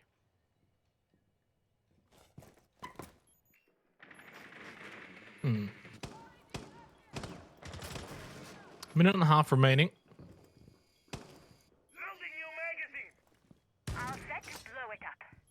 4 versus 4. Sogs at landing. He's going to try Digital. for something. I'm surprised Digital. they didn't just die to Digital. I think Ditch just at the last second fell back, wasn't peeking it at the time that Sogs pushed out. Throw that C4. Oh. Digital going to get sent back. And that's going to waste a bit of time, though. I mean, we've only got a minute remaining, and how much really has Elevate sort of achieved here? That Evil Eye as well, providing a lot of intel. I don't know if the Sophia cleared it. If not, they know exactly where they're coming from, but Sogs can't capitalize. It's a great one-on-one win there for Worthy, opening up the site now for the attack. Those smokes, though, will delay the inevitable push, and that might actually force them to rotate around. Cam finally taken off the board, and now Elevate do have a little bit more freedom, but Mims finds the double, holding a very key location. 30 seconds left, 3-on-3.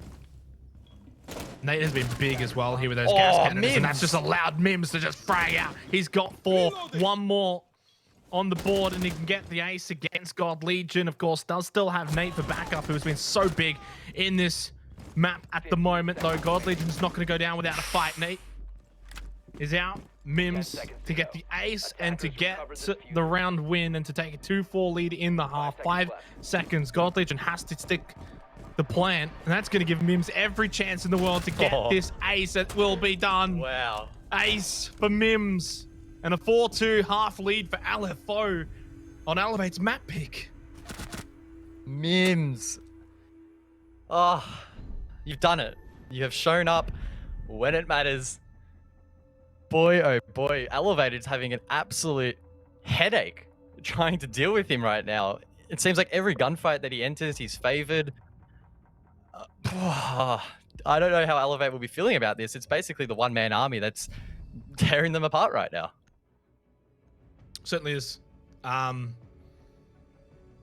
of. I will give a lot of shout outs to Nate, who I think's been very, very impressive on Villa. So it does feel like a team effort. Obviously, Mims, Nate leading the way, but LFO as a whole, I think, have just been very, very impressive.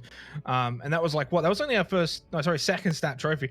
4 rounds in a row now. The only site that Elevate were able to actually get a round win on was Kitchen Dining, which on the third effort, we did see LFO obviously win that one. So they did get something in the end, I guess. LFO from that site, 2-4 in the half. We have a bit of a rehost here at the moment. Smack bang on halftime anyway, so now's probably a good time to have one. So what do Elevate need to do here? Because you're down in the map, you're down in the series, you lose a couple more rounds and you're out of the playoffs. Yeah, I guess that's a little bit of a tricky question to answer, right? Because of where we are in this map. It's half time, so we're going to see the side switch. So you could almost say to an extent, some of the, or almost everything that Elevate have done in that first half, you can always just put in the back of your mind, not worry about it too much, because playing attack versus playing defense is going to be very, very different, right? So hopefully they don't let the demons of the first half play against their mind, because they did win the first 2 rounds. They then lost 4 rounds straight. I'm sure that had a little bit of a toll on their mentality. It's important that they just reset. They've got a pretty nice long break now, I would expect, to try and do that. So no real excuses. They can head into their defense, get a couple of comfortable rounds on the board, and before you know it, it could be back at a 4-4.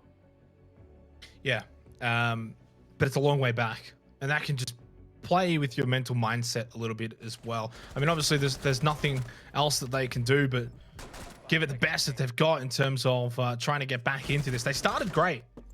2-0 on attack on Villa. Obviously, it's their map pick, but especially this round in particular was quite convincing. I mean, Sogs did try and make a bit of a comeback and honestly could have actually ended up winning this round. So we could have been actually staring down the barrel of like a 1-5 had Sogs been able to pull this one off, but Worthy always had the prime position there to win that second round. That put Elevate 2-0 up.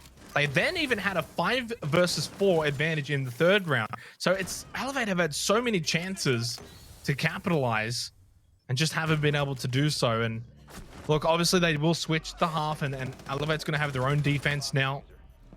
But it's not exactly a given. You've still got to come out and play solid defensively. That was a really good round win there as well from LFO, who just honestly, they've been winning the clutch moments for the most part. Yeah, I made the comment a little bit there at the end of the half before the rehost that maybe Mims has been a little bit of a one-man army, but you look at so many of these LFO replays, at least the ones earlier, and there's a couple of players stepping up massively. Sogs had a big round. Nate had a big round. So they're not necessarily just relying on Mims. It's just the fact that he's having a really nice day, but they need to be able to shut him down, because jumping onto the attack, Mims is going to just be as annoying as ever. Still probably chuck him on a Habana or something that can facilitate that aggressive play style that he loves. And then they could find themselves in a lot of trouble on the defense if they're standing still. Well, during Coastline, you jumped over to the LFO bandwagon midway through. Are you happy to stay on that though? I mean, it's 4-2 LFO by, I think it was when it was 5-2. You said LFO have got this on Coastline. They win one more here. Will you say the same here on Villa?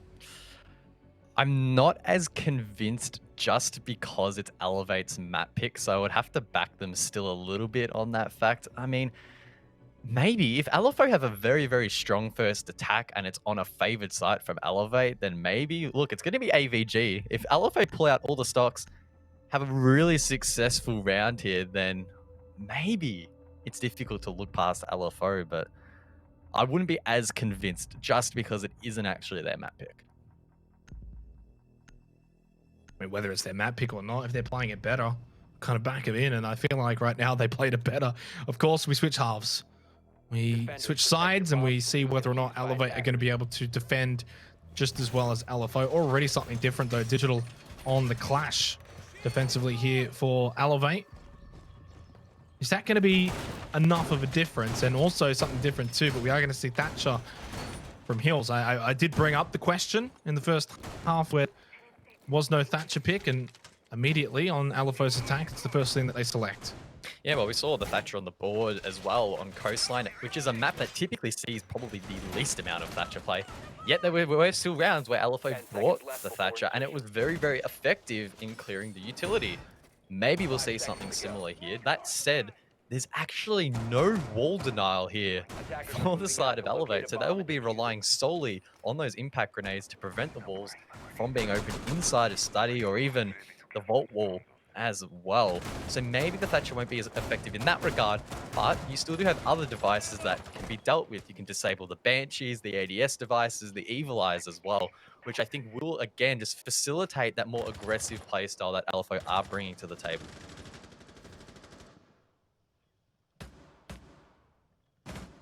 I think this first round's massive, though. 5-2 is just such a strong scoreline for LFO to close out the map, close out the series. Changing mags. But you make it 3-4, and it's certainly game on, and Elevate are on the defense.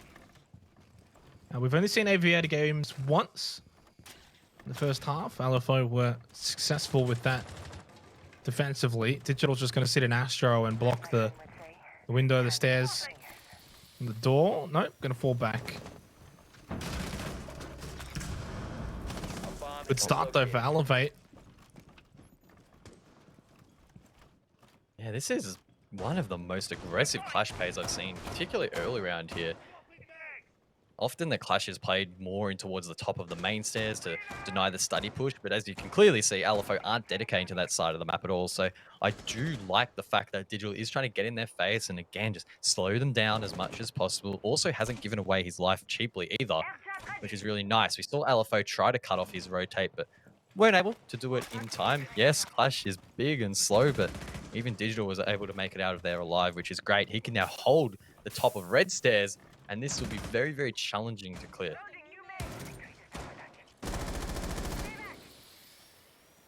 Did land a small tag onto Digital. Good look to just try and tag team him potentially. Minute remaining on the clock. LFO, Mims just trying to clear his way towards the site. And at the very least, just keep Digital occupied, flash him out, but he's happy to just sit over an Aviator. 45 seconds, 4 versus 4, but Digital certainly being a pain to deal with right now with 40 seconds to go. I feel like as soon as Digital is maybe dealt with, that's the button that LFO can press to just hit onto the side, but it's taken so long. Now they've lost hills as well. And the clash certainly has been the difference here in this round. 20 seconds left. Smoke's only slowing it down further.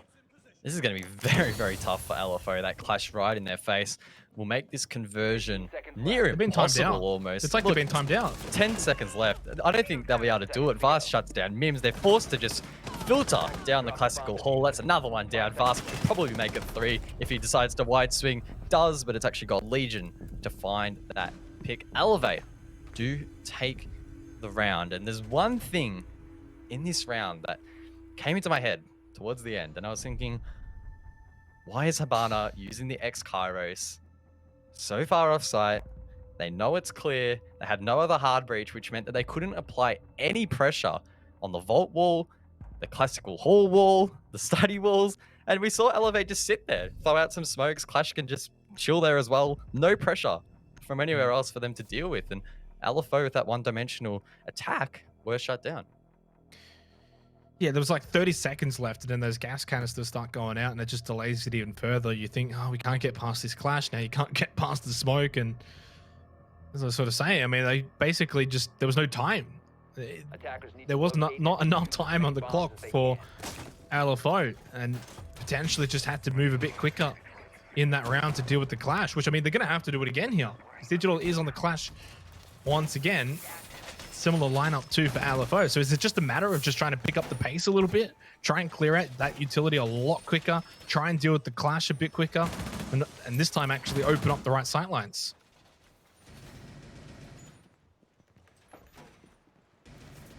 Head now over towards a stat trophy, the other side of the map on the top floor. Again, the clash on the board from Digital, so it feels like Elevate were quite comfortable with that pick on the last round. They're even going to extend in towards bedroom. No, they're not. I don't know what I saw then, but they definitely did not extend. That will be triple reinforced. Otherwise, I would have been very excited if it was. Again, with that one light taken off the board makes it very, very difficult. Again, though, Digital a long way away from sight. God Legion and Worthy as well a long way away from sight. So this, to me, tells me that Elevate no LFO like to approach their attacks from the other side of the map. They are reading into them really well at the moment and just slowing down that progress. And they can just kind of slowly fall back up if they want to, of course. Digital just checking main stairs. No one's coming up there though for LFO. Definitely seems like they're Elevate themselves now dug deep into the playbook here. And as you said, they're prepared for LFO's attacks and read it well. LFO are going to have to adjust on the fly. This is, I think, where it just comes down to, can you adjust? You've got to deal with this clash now. 2 minutes. You know, especially off the back of that last round, you can't spend ages here. 100%. There's nothing that Nasty will be able to do just by himself. So he's Did he? trying I to don't think he find droned him out. intel. Oh, no, he did. Oh, jeez. Close. But Nasty here isn't really doing a whole lot, not using that IQ scanner to find any gadgets and just reaffirming what they probably thought, which is that players are on the other side of the map anyway. So he'll rotate back around. Mims dropped off the board, so unfortunately that's the impact player for the attack taken down in the process. Leaves it in a 4-on-5. Nade's taken out as a result. So there's a lot that this attack needs to deal with, and Worthy's just mowing them down. Yeah, rough to kind of see this play out at the moment. I mean, LFO just don't look like they are being able to overcome this. At least with a minute to go, Hills did get one. Still so much to do though. Still even so much to clear on the site, and you've still got to even deal with Digital. Credit to Elevate though, their defense is looking good. Attackers have located a bomb. 45 seconds to work with.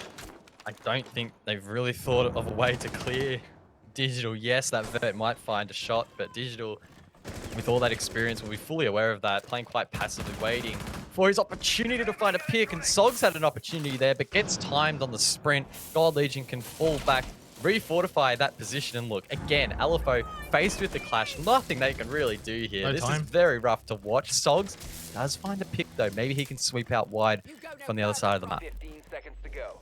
Hills has got to find a way to get onto this site, try and stick this diffuser down. Sogs is going to try and help him, has to peek to the right-hand side. God Legion gets one, couldn't get the second though because of the refrag from Sogs. Digital just in bathroom at the moment though, is low. Now it's working, 2 seconds, got to stick it. Nasty just picks it up, just starts. Oh, never mind, didn't stick it at the last second. Elevate win the round. Oh, that was chaotic. That was almost a round stolen though by LFO. It's 4-4 though. Big turnaround from Elevate, and that's why I did say it. You can never count a team out until you see both halves, until you see both sides of the coin.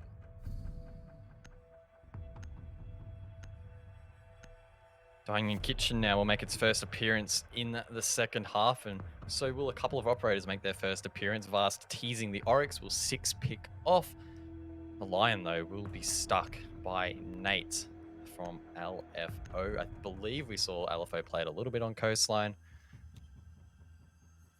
Not sure what effect it will have here on Villa. I mean, maybe the Lion is being brought to try and make the rotate back to site more difficult for Elevate. We've seen time and time again, they are playing a long way away from site on the roam to slow down that initial entry, and then they are gradually working their way back to site. If they can disrupt that with the E1D charges or scans, maybe that could work. Again, Lion isn't the be-all and end-all. He's not as crazy as he once was back in the day, but can maybe disrupt that a little bit. 10 seconds to insertion. I'm certainly starting to feel a bit worried though for LFO. Certainly starting to feel a bit worried. Attackers are moving out to locate a bomb and defuse it. And they had a fine defense themselves. They did win 4 in a row. That's one thing I will bring up, is that Elevate won the first 2 rounds of the first half, then lost 4 in a row. Elevate have won the first 2 rounds of the second half. And the script is yet to be written though for the next part. We'll see, can LFO replicate the first half and bounce back here? Of course, they're on the attack, and it's not going to be as easy. Cover the diffuser. And they're going to try the Lion with Nate to see if that can work. But the other thing I want to ask you guys, has the Thatcher been noticeable? Because we didn't see Elevate use it at all. And I'm not sure if Hills has had that much of an impact with it. It's been a little bit difficult to gauge just how influential it has been. A lot of these rounds, it's felt like it's been too little too late for the EMPs to have an effect in disabling the clash shield, for example, or disrupting benches placed around the map. So I don't think there's been a true round or a representation that's truly reflected just how effective the Thatcher pick has been, or ineffective for that matter. And again, that's a 4v5. Now it's at least it's a 4v4, so they traded it out. But I was going to say this could be yet another round that doesn't play out typically for the attack. That said, Mims, he's gone deep. Is he in sight? Okay, Yeah. well there you go. Mims in sight. What do you know? Attackers have recovered their diffuser. I think the EE1D helping that for Mims as well, just sneaking onto the site. Doesn't have the diffuser. Probably wouldn't want to just put it down anyway, willy-nilly. 4-3. Now he's going to start seeking that down, though. Hills goes down to Gold Legion. And Gold Legion has returned, by the way. Went on a vacation when we went over to Coastline. He's come back from vacation over here in Villa. And has just been fragging out. Has had 4 opening picks. 3 of those have been onto Sogs as well. There's like a vendetta onto Sogs or something. Still big opportunity. 1 minute. A lot of time here for Nasty and Nate, but it's going to be tough up against God Legion, Vast and Worthy. Gonna try and stick the plant. Nasty, the only one to cover, but the 7 seconds goes uncontested by the defense. That said, Bust swings through, so does God Legion. Wow, that's a big round here from Elevate. They let the bomb go down, but it really doesn't matter in the end. They'll claim the round, plenty of time left in the bank as well. And that does hurt the confidence of LFO. He's got 7 frags in 2 rounds, God Legion, because we had the rehost at the half. Incredible turnaround from Coastline, where, I mean, it was, what was it, 3-4 kills for the entire map. Obviously, the first round had 3K alone. Let's look at the replay here, because it looked, well, actually, we were right at the end of it. I was going to say, towards the start of it, it did start well for LFO, and then Elevate just brought it back to their own advantage. And just as sort of God Legion and Vast have been able to do on Villa so far, they themselves have brought themselves back from what was a lackluster Coastline and have certainly stepped up here on Villa, and they are so close to match point and so close to sending us to the decided map, which is Oregon. Attackers need to locate and defuse as many bombs as they can. Oof.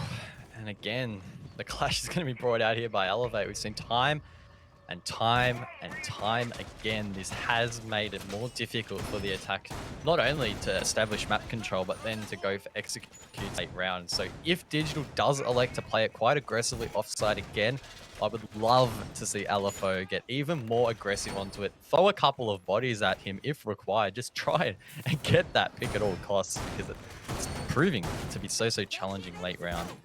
When not only you have the clash to deal with, but you have the smoke canisters and God knows what else on site. A lot to overwhelm the attack. But something has to change, right? LFO, they are struggling in these last few rounds. In fact, it's 3 rounds in a row that they've lost. So something does need to change. Well, it's not even the fact that it's the last 3 rounds in a row they've lost. It's just the fact that they haven't won a single attacking round so far. That's the more damning stat. Obviously, they go hand in hand, but the main thing you look at and you say is, well, have LFO shown us enough to kind of be able to push through Digital and the clash and win an attacking round, which not only do they need 1, they need at least 2 to send it to OT. So that's the task ahead of them now for LFO. And that's what, to me, it feels like. Can they beat Digital? More so than can they beat Elevate? Interestingly enough, we're going to see a map clear from below by LFO on this occasion. Mims heading it. His second half for him hasn't been the greatest. I mean, pretty hard to compete with the first, which was quite dominant, but nonetheless, it's time for him to find these entries. And talk about entries, both Sogs and Worthy standing off there on ground stairs, but neither player giving an inch, and we'll leave it in a 5-on-5. I want to know what is the objective for LFO here. Yes, they've got some presence below, but it hasn't really converted into anything meaningful. And Digital, again, that key player, under no duress at all at the moment. That should be yes, the objective, there's some flashes, but it's not really doing a whole lot. the objective should be to try and get Digital probably, but obviously he's not going to make that easy for them. And a minute and a half, well, technically a minute and 20 seconds now. Attackers dropped the diffuser. And how much have LFO really been able to achieve? EMP grenade has been thrown out. Nate's just literally going to run straight past Digital, try and ignore him. That's not going to work out though. Digital on the Clash will get the opening kill on to Nate, and again, unfortunately for LFO, they've just not been able to deal with Digital at all. That's been the difference maker by far and away Covered the diffuser. so far. To be fair though, the other 4 members of Elevate have also been amazing so far here on Villa, but Digital's Clash has just been so hard to deal with. Again, posing more problems here on the main stairs, and there's nothing they can do at the moment. LFO are just looking at this Clash thinking, okay, you clear him. No, you clear him. And just nothing is happening at the moment. Maybe they can try and get really close and melee the Clash, but again, Digital's playing it very, very well. He's pacing on point, and look, he can just retreat towards site. LFO now is 25 seconds, and yeah, those gas canisters will really stall him out. Nasty does get 1, but yeah, I mean, as I said, now you can actually stall him out with the smokes as well. So 17 seconds, you, I guess, just have to rush in. Bast is down, although to be fair, Hotshot has been eliminated. So at the very least, no more gas canisters to have to deal with, but you are still going to have to win the frags. You are still going to have to win his 1v1s. Digital's still going to be floating around as well in the background. 3 seconds left. Now, Hills is sticking this diffuser. Digital puts the shield away, shoots out, stops the plant. You're out of time, and that has been the makings of this second half. Time is of the essence, and Elevate are playing it better. Oh, Digital playing so well in this Clash. 2 timers, wow. Yeah, this is rough to watch if you're an LFO fan. They have hit a brick wall, and they're trying their hardest to push through it, and they gave it a little bit of a bump in that last round, but they just got knocked flat on their back once again. 6-4 the scoreline. Elevate with a single round win will win the map. And then we head to Oregon. So far, I must say that the series isn't necessarily taking a path away from what I at least personally expected. But LFO do seem to really be struggling here, dealing with the adaptations of Elevate.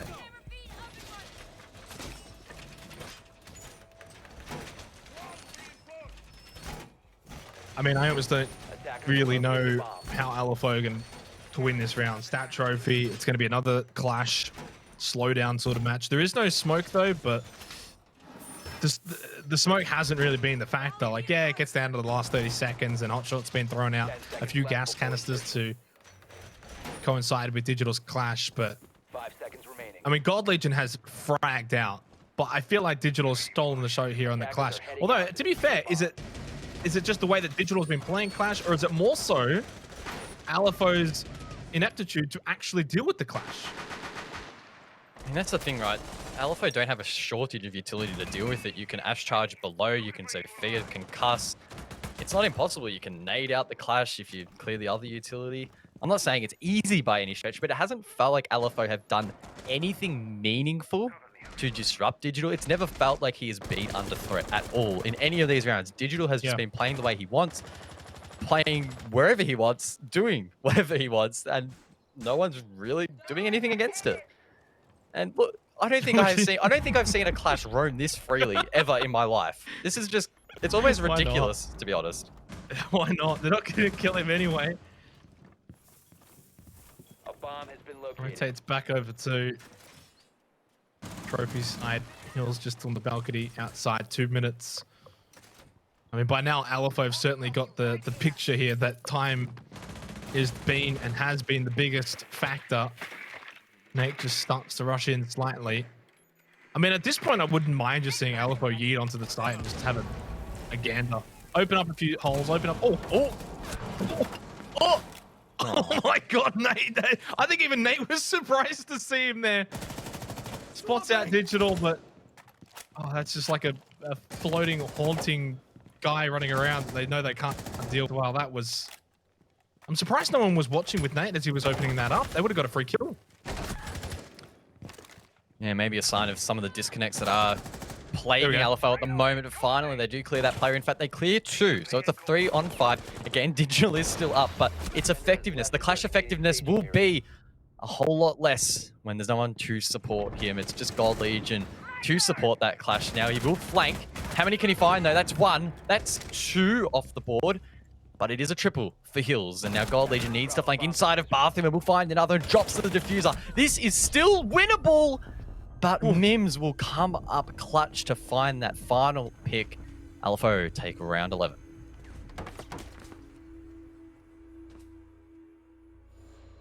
This has actually been probably the most entertaining map for the day. Just not so much the scoreline or anything, but just the way that it's being played, the whole storyline with Digital and Clash, the swings and momentums back and forth. God Legion's story alone, after what was a very disastrous Coastline, has responded in huge form. Doesn't quite win this one out, unfortunately, but what I will say is LFO's first round win since round 6, when they were still on their own defense. That's right, it's their first attacking round win.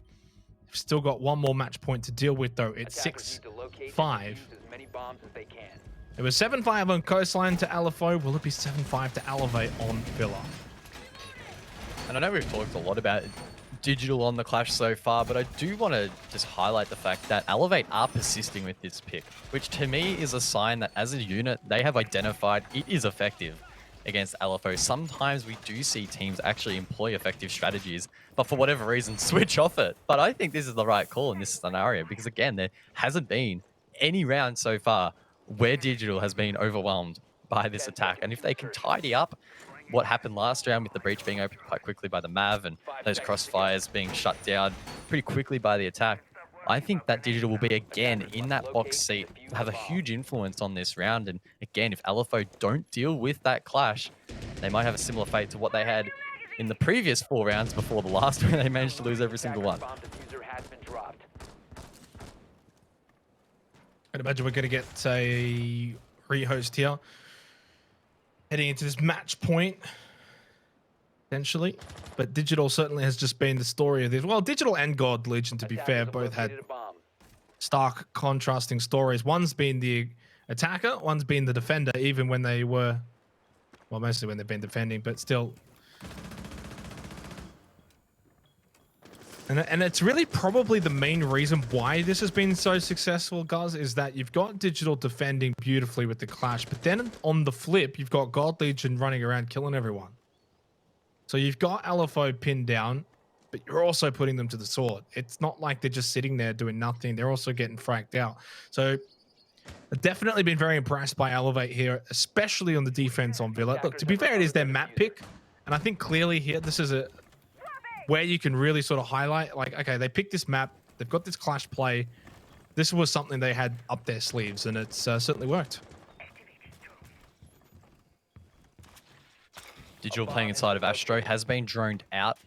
Fortunately for LFO, they'll only have the 4 members to try and clear it, which will probably make it even more challenging, but it is a good challenge for them if they do manage to win this round. That would be a very big confidence boost for OT. And again, they don't necessarily have to win this round. If they lose it, we head to Oregon.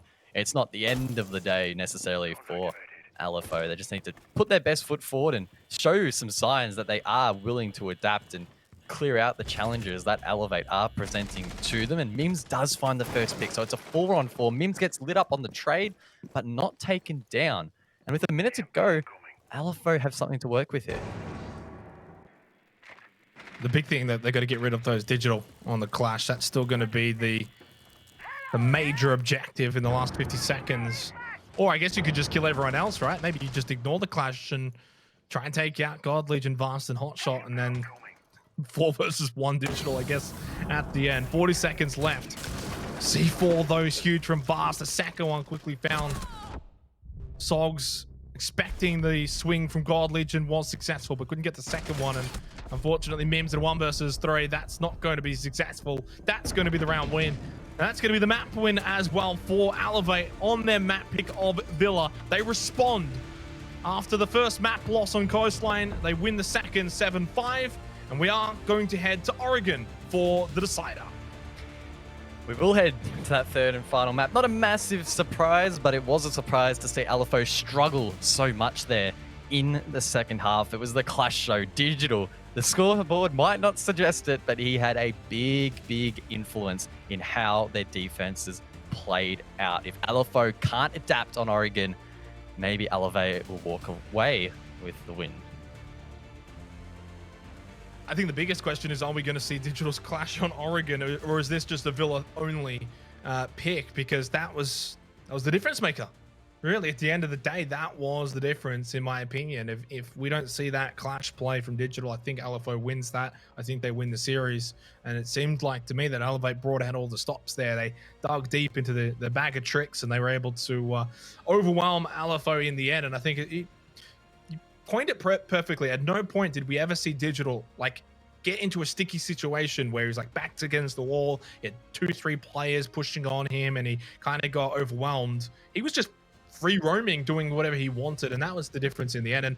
And also really happy to see God Legion respond after what was a dreadful Coastline, to be fair, with what was a very impeccable Villa. Yeah, a dangerous God Legion is very scary for LFO if he can step up once again and maybe even reach a whole nother level, find another gear on Oregon, shutting him down. Could be difficult. We saw Mims drop off a little bit in the second half of Villa as well. So it's up to him to pick himself up now during this break, because it could well come down to a God Legion v Mims Fragfest, which will definitely be entertaining. Well, it's going to be entertaining regardless. You won't want to miss it. It's our first deciding map in a best of 3 today so far in the playoffs here. We're going to Oregon to see who will advance. Attackers are activating the bomb.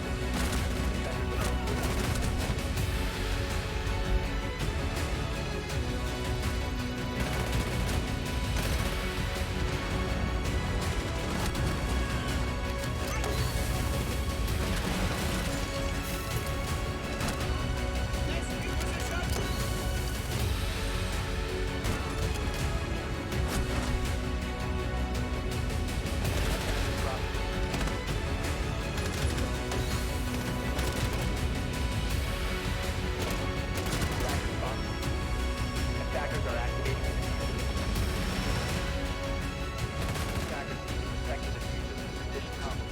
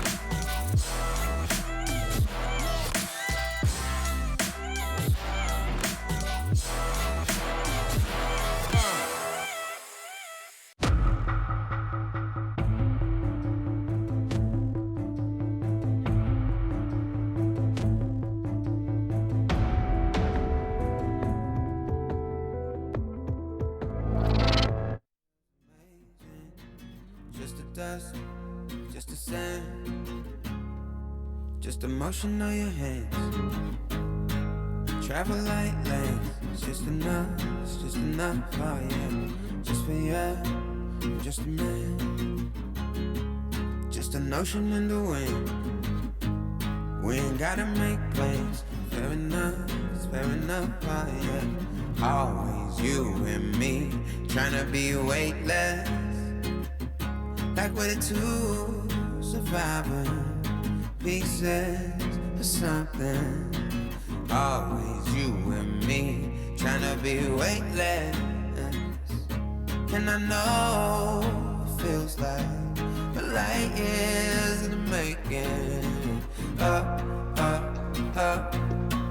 1,000 miles of luck. Don't look down, we made it. Feet far off the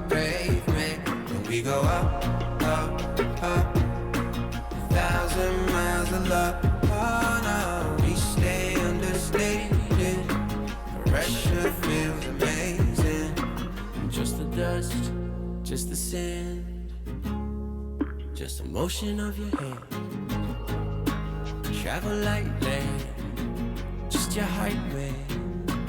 Just the one, just a believer. I don't care. I see you loading up my mind.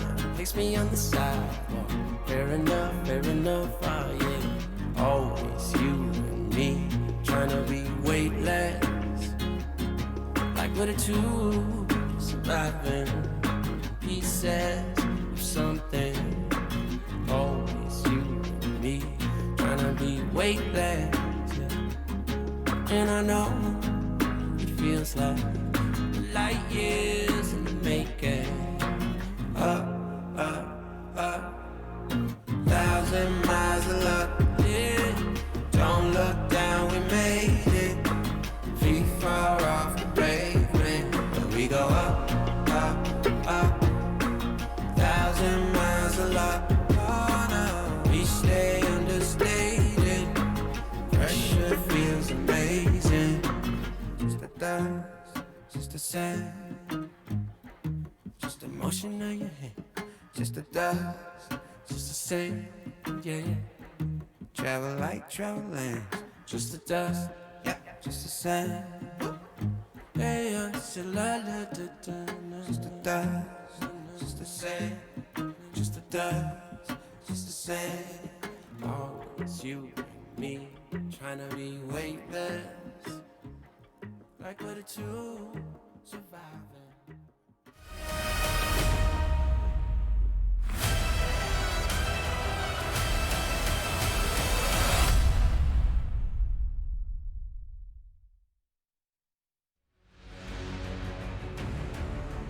Well, 2 maps have been completed for our second best of 3 of today. 1 more to be played out. The deciding match here to head to Oregon. Welcome back, ladies and gentlemen. It is currently 1-1 Guz. Couldn't be any closer, literally. Wow, what a great way to come back from the break. Yeah, it really couldn't be. That said, though, it really has been a tale of 2 maps in the sense that LFO pretty comfortably won their map pick and Elevate did the same on theirs. So this matchup has basically just been neutralized at this point. It's all going to come down to who's better on Oregon. Wow. I mean, yeah, I guess whoever wins Oregon is going to win the series, Yeah, right? probably. I would think so, Great, yeah. Great point there, guys. Look, right now, they both won their map picks. I think Elevate and LFO have both shown us enough over the 2 maps that either one could be deserved winners moving on. It almost feels a bit sad that we've got to say goodbye to one of these 2 teams here because they both really have played well. They both look solid. I think LFO definitely got outmatched, though, in the Villa one more than Elevate did on Coastline. I mean, Coastline wasn't as clear cut. They were ironically both 7-5s, but I did feel that LFO were out of their depth a little bit more so on Villa. Yeah, I 100% agree with you. And if you are just joining the broadcast, we can basically summarize it as Clash terrorized LFO. Simple as that. They just did not have a single answer in any of their attacks to disrupt the Clash. And look, I'm sure the viewers at home probably get frustrated at Clash from time to time, but when you're in a comp team, realistically, you should be able to deal with it or at least disrupt it enough to make it less of a nuisance, which they just did not do. So I am actually really excited to see if we see the Clash again on Oregon, or maybe even LFA will just better off completely. Yeah, I'd be surprised as well, potentially. I think it might have been more of a Villa pocket pick. We'll find out very shortly. Well, this is it. It's the final map for one of these 2 teams for the Oceanic Nationals playoffs. One goes home, one will move forward and play Pittsburgh Knights. Elevate, LFO, thank you both for what's been so far an amazing best of 3. And hopefully you can give us one last cracking match. Straight into the ban phase, LFO on the defense, so they get the first ban, and it's a Montang, so it's not quite the Clash just yet, but it is at least one shield that they will not have to deal with. Of course, Vast from Elevate is very, very strong on the Montang, so getting rid of him will provide some peace of mind. Jackal as well taken down, will make roaming a little less cumbersome. These bans coming through thick and fast. So no time for any stupid jokes again. Xenox Wamai will be taken down as well. So that's 2 maps in a row. In fact, 3 with projectile denial. 2, of course, being Wamai. Now, this is the question: does the Clash get banned? And the answer is yes. Wow. Oh, that is the best target ban I have seen all year. Digital will not be very happy. He's going to be a bit of an upsetty spaghetti, but I mean, he probably expected it after that Villa match. Let's be honest. Yeah, I mean, but is this? I mean, we'll never know now, will we? That was it a Villa only pick, or was this a digital pick? You know what I mean? So I'm a little disappointed we're not going to get that answer. Actually, you know what? I can ask it in the interviews. We'll ask. I'm writing that down. Give me 2 seconds. Take over for me. I'm gonna steal that question from you. But I go first, so you can't. Oh, true. I was just gonna steal it from you, but yeah, I guess I can't. Ah, well. One thing I actually did want to talk about briefly was that Elevate have never played an official on Oregon. Attackers need to locate and defuse That's as many pretty bombs as big. they can. LFO played it twice in the regular, 3 times, sorry, in the regular season. So this will be their 4th time playing it in Oceanic Nationals and the very first time for Elevate. So what are Elevate going to bring to the board? Do they have some fresh ideas of their own? Are they going to copycat some of the other strats we've seen in OCE and globally? Don't know. We'll have to find out. I'm keen. We'll just watch the games, I guess. Yeah, that's what I'm here for. Yeah. I just sit here and watch the games. It's a pretty easy job. I gotta say, it's pretty easy. It is actually pretty easy, to be honest. Well, I'll tell you what hasn't been easy though has been this series back and forth between the 2 maps. LFO looked good on Coastline. Elevate looked quite a bit better though on Billa, and we'll see which one sort of translates more so over to Oregon. But I will say, just in terms of the eye test and in just terms of the feels, like that gut feeling, it's a decided map, and it also feels like a 50-50 map. Like as you mentioned, Elevate haven't even played Oregon. LFO, have they got what it takes here to bounce back? To me, it feels like it couldn't be closer right now between the 2. Yeah. I don't think at any stage, unless it gets super one-sided, we'll be able to call it. To be completely honest, it would have to take Elevate to do something crazy on this attacking half for me to feel confident in backing them to actually close out this map, because it really hasn't been over till the Fat Lady sings in these matches, not only this matchup, but just the entire league as a whole. We saw it in quite a few of the best of ones, and I'm sure that trend will continue heading in to the best of 3s. This probably will not be the only matchup that does go to that 3rd and final map.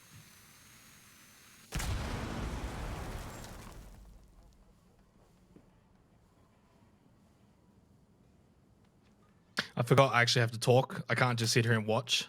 Oh, I mean, I could. Oh, I thought that's what you were doing. I was just going to sit here and watch too, but then Yeah. it's a bit of an awkward silence. Elevate with the ace, just going to open up. Let's blind a kitchen. 1.5 minutes. Of course, still got to go down. And well, basement on Oregon typically is the strongest defensive site.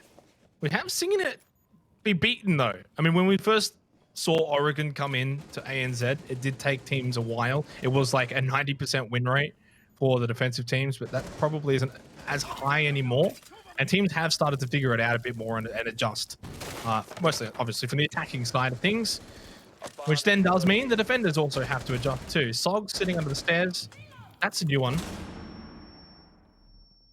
Yeah, Has been unpredictable droned out. position, but high risk. Unfortunately for him, wasn't really capitalized on. Some shots ran out from the hatch, but Sog's not too dissuaded by that picks again. Oh my word, this hasn't ended poorly for him just yet. If he fires his pick onto the main stairs, this could be quite disastrous for Elevate, who only have 40 seconds left now to try and clear this whole position. Pillar is critical, and LFO is still holding it.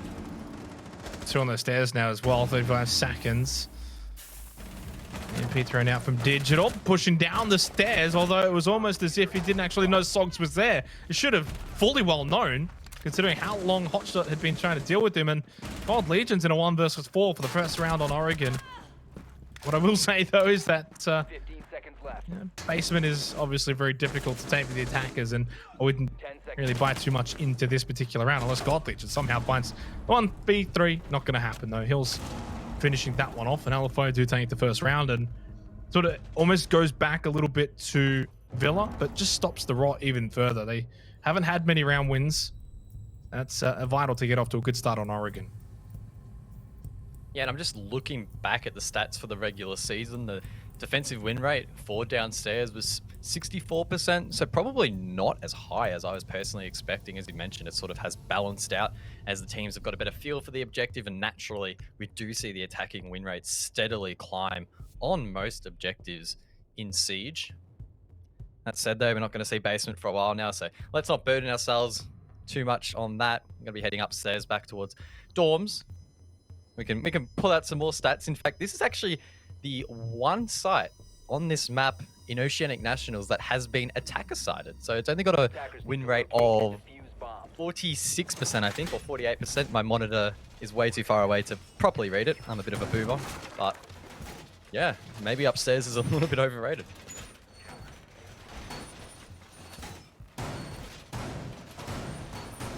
Does play out a lot of the times the same as well. You have someone sitting in attic, they can then fall back over to kids.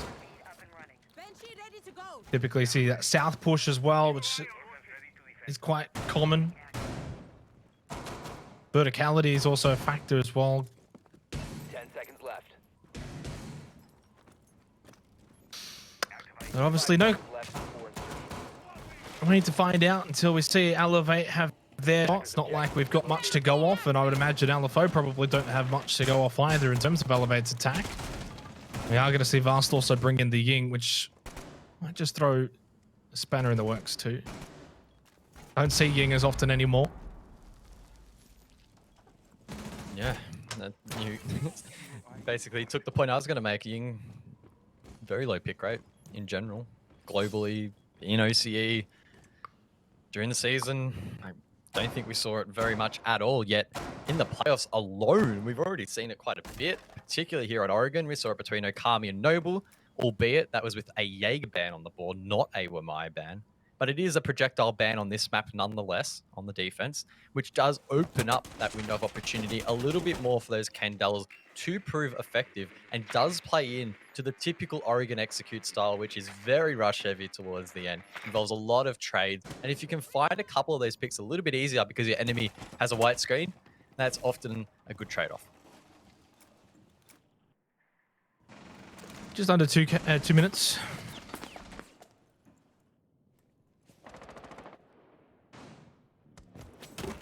This is the site though that is going to make the most amount of difference as to who's going to win Oregon. It's as simple as that, really. You usually will expect defensive team to win basement, and then dorms typically can go either way. God Legion's going to die just trying to get rid of this Banshee. Doesn't quite die, but did take a bit of damage. Minute 20 seconds remaining, and just actually saw how low Hills is as well. Not a good sign there for LFO. Practically down. It's like a dead guy who can shoot, basically. I'm assuming Vast still has all Candelas left in the pocket, which does open up a pretty crazy execute. In fact, he does have all 3 in the pocket and 2 smokes as well. So Vast will play a key role in helping to get this execute rolling. It feels like Elevate are being stalled out just a little bit at the moment. I feel like everyone's just rotating into position. Vast will make the shot call most likely for the Candelas, and it'll all pop off very, very shortly. Oh. Well, that second Candela just gets denied. Swatted out of the air. Nate was able to get that opening frag, but just then following subsequently after was 3 quick kills for Elevate, and they're going to also get this plant down. Mims with a random C4, unsuccessful, and Hills, who was, well, halfway over the hill, finally is eliminated, and Elevate on the board here for Oregon. Yeah, I think it's fair to say that round probably played out how I expected, how I set it up almost. It was just, let's wait for everyone to get into position. Vast will go, all right, I'm popping some Candelas, everyone getting towards site. Let's get that plant down and make sure the coverage is on point. And look, it really was on point. Not a whole lot LFO could do to contest that. And there we go. An attacker-sided map, or an attacker-sided round, rather, of above, which statistically it is. So we're actually going to see LFO reattempt it. Not sure how I feel about that. If LFO do lose it once again, oh, yeah, that doesn't sit well with me. I feel like they should probably be trying to rotate towards another site. You've still got Kitchen and Meeting, which are both, at least in Oceania, Attackers statistically need to better locate on the and defuse defense. as many So bombs as they can. maybe. But it's that they can philosophy, counter right, it. where you've got to win dorms. True. But I mean, So- do you have to win dorms? That's a pretty good discussion. Well, you do. Well, do you? Because Meeting's got a 50% defensive win rate. Kitchen, in fact, has a 67% win rate. It's actually the highest in Oceania. Yes, the sample size is a lot smaller, but Well, that's the thing. Yeah, it just comes down to, though, the fact is dorms and basement are the most played sites. So have but should they be? That's the question. Are they just picking it because it's dorms, or are they just Well, autopiloting into dorms, or are they actually critically thinking about what went wrong in that round? That's the point that I was going to make. You're going to be dealing with the same lineup probably from Elevate. How are you going to counter that? That said, Elevate actually aren't bringing the Ying. So I don't know. There's some weird stuff going on in this round, and this is a weird Electro Claw as well. Oh, jeez, that binder book from Enigma must be. It's thick. I'll tell you that much. It's a thick book. did it work? I think it did. Yeah. I think it got spotted on the drone though, right? So surely they'll be able to take it out. Regardless, so look, you are right that we do have the kitchen site as well. Don't know which one's the one that doesn't get played as much. Is it dining or meeting? So Kitchen was played 9 times, or 9 rounds, Meeting 6. And I think that includes most of the games. Source, CGG, so should be correct, I hope. I was not expecting it to be Source Guz's brain, otherwise you'd be Rain Man, but I'm not that good. I'm not. 2 minutes. I don't have an inbuilt spreadsheet in my head. We know some casters that do have that, not naming names, Dev. But I'm just not on that level. The matter of the fact is, though, is that until teams do head to Kitchen a bit more often, dorms are certainly the more played site, regardless if it should be or not. And because it is, kind of need to win it. Statistically speaking, if you're not winning dorms and it's one of the more played sites, you're going to lose the map. It's as simple as that. And Darcy's going to hold that attic position. Hills, Mims down below, from what I can see. Minute and a half. Elevate just now slowly droning through attic. Vast still outside. Hotshot still outside. God Legion pushing on stairs. Does seem a bit more defensive from LFO. Nate doing a decent job here, and he's holding that very aggressive position that if he does go down here, certainly will open up this side of the map for Elevate to push through. Bolt's being sent out, but Vast gets run out on. From below, refrag not quite there from the attack, and Nate can just sit and wait. He surely will be taken out eventually, but look at that clock. It's ticking down. Even if Nate is taken off the board, there'll be less than 50 seconds left for the execute, and Nate actually narrowly misses, finding yet another pick. Fortunately, though, for Elevate, it is cleaned up. 45 seconds now left on the board, but there's still quite a bit of work to be done. They need to set up for this execute, and LFO are looking more and more comfortable as that timer ticks down. I mean, do you really need to swing onto Worthy there? You can just hold that position in Addict and fall back to Kids if you need to, because there's 30 seconds remaining. You lose that. If you lose that 1v1 here against Worthy, then you've just pretty much given him Addict and then over to Kids control too. 20 seconds left. It's a 4 versus 4. Probably don't need to peek it. God Legion just pushing into Dorm main now as well. Does get the elimination onto Sogs. God Legion is low though. Hodshot trying to find one. That's going to be the player in Addict down. That was Worthy, who is eliminated. And Elevator just cleaning up. They're just winning all of the frags right now. Hodshot's going to get the diffuser down. Nasty's down on the floor. Mims just trying to do Mims sort of things. And that C4 is successfully planted. Oh my goodness. He's won the round single-handedly for LFO. But Lighter Worthy, he's got the quad, he's got the defuse, he's got the round win. Mims, hello there. Gee whiz. That's a massive quad kill. Wins his team the round. It looked quite dire there towards the end. Elevate with full confidence headed in towards site. They were winning their ones, but there was one man that stood in their way. That was Mims. He has had a very big afternoon despite having a quiet regular season. So this is really quite impressive to see. What a round. And they do get that monkey off the back. That's a win upstairs, which is pretty big as well. Attackers are active. Yeah, there was that C4 onto Hotshot just as he got the diffuser down. Not only this, but you win dorms. Guess what? You can go back now. Back down to laundry supply. You don't even have to go to the kitchen. Who goes to the kitchen anyway? The 9 rounds out of the 98 that we've seen. So 10%. Not many, if you're not good with math. So, yeah. I mean, the point I made earlier was really just that maybe dorms isn't always having to be the secondary site, and it isn't necessarily for all teams. We do see occasionally get mixed up a little bit, but I assume as the meta continues to progress on Oregon, upstairs is probably going to become a weaker and weaker site, just like it did on the old Oregon. Only time will tell, and that could be a long way down the road, who knows. Nonetheless, though, we're back at basement. This is a pretty comfy spot to be as a defender, and LFO will be looking to extend that lead. Attackers are moving out to locate a bomb and defuse it.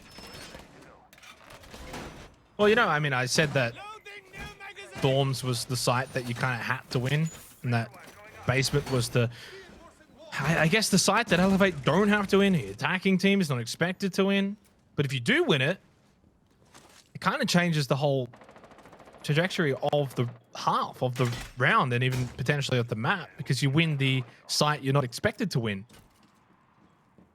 But typically, though, and this almost goes back to, I can't even remember if it was Coastline or Villa, but if, for example, if LFO lose this, they'll probably select basement again. So it's a free shot for Elevate here.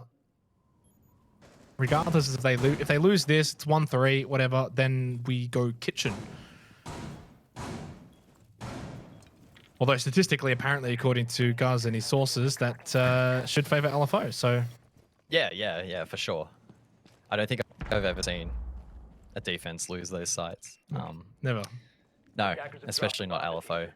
They have lots of experience on this map, and look, on a serious note, they're probably feeding off that confidence a little bit, right? They took down Ferox in the final play day to actually make it into these playoffs in the first place. So you'd hope that they've learned some lessons from that matchup. Again, taken that confidence and transferred it across here to this afternoon. And so far, so good. It's been a pretty decent start, and they'll be looking to just slowly build upon that.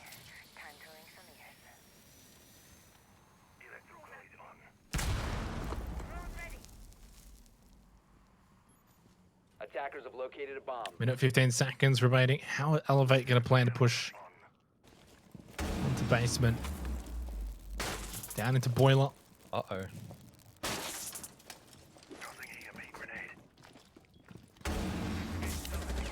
Oh, they're just going for it, aren't they? They're not holding any punches here. EMP the wall. A bomb has been located. Find an opening frag, and if you're going to win basement, this is the way to do it. Diffuser has been dropped. Yeah, Hill's taken down as well, so it's a 5-on-3. The use of that EMP to completely disable the Banshee just allowed them to progress in towards Pillar, which LFO on this occasion weren't able to hold as strongly.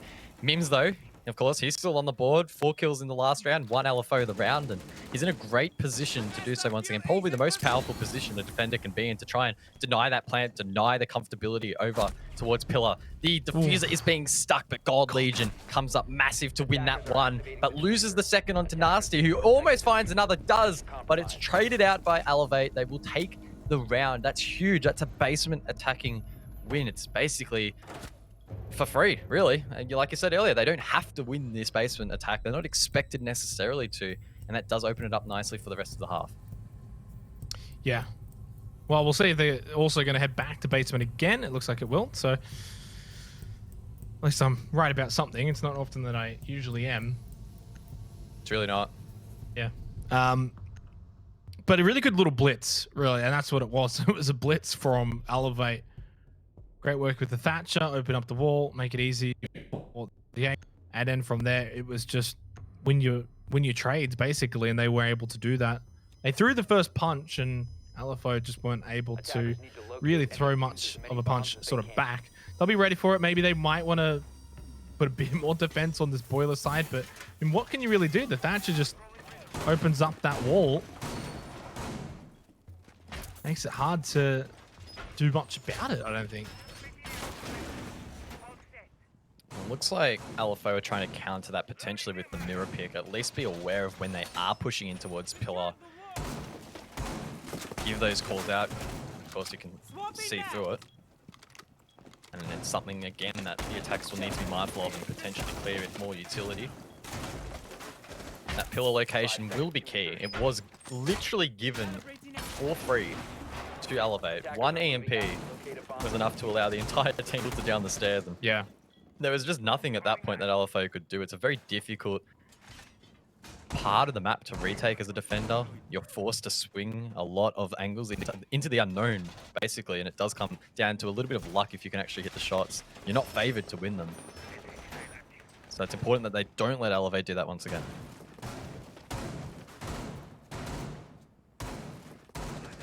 Well, so far it's gone back and forth. LFO won the opening round, then Elevate, then LFO, then Elevate. So are we due for an LFO win? What's been a back and forth series? Drone ready. Nate just nice spying with his little eye through those little holes. Not going to find anything though, not just yet. 2 minutes to go in the round. Round number 5 for this deciding map of the best of 3. Winner moves on. Loser goes home. Simple as that. And you can see how different the defense is on this round, right? You have Sogs a pillar behind a shield. It's going to be more difficult for Elevate. Actually, no, it wasn't Mims. It was Sogs, sorry. Behind the shield at pillar, holding that position. You can see him there just tucked away in the corner, not giving that free ground to Elevate. And yes, they might be able to EMP it and push down, but so far they've probably made that risk assessment and gone, it's probably going to be pretty difficult. You've got barbed wire as well to contend with. Instead, they're going to go for a little bit more of a traditional attack in terms of just holding the stairs, making sure the hatch is open, get some control in towards blue as well to make pillar more difficult to hold. And you can see Sogs is feeling the heat just a little bit already, but I mean, he can still hold this position for at least another 15 or 20 seconds. And that's really burning down the time that Elevate have. And this is what we saw more of in the first time that in the first round, which was the first time that we did see the basement defense for LFO, was a bit more pressure, actual player pressure from the defense towards boiler stairs. One has just dropped down the hatch though for Elevate. Still a 5 versus 5 with 50 seconds left. Pushing back in towards laundry.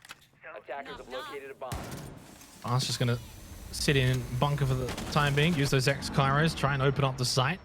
Digital getting aggressive, and then sort of the go time now for Elevate. This is, oh my goodness, pixels away from getting that headshot for Digital. This wall is basically opened up for the most part. There are so many sight lines into the site, but it's actually Worthy who's going to go down first, or at least knocked. Hills with a quick double kill though for LFO on the defense, and the diffuser is down on the ground as well.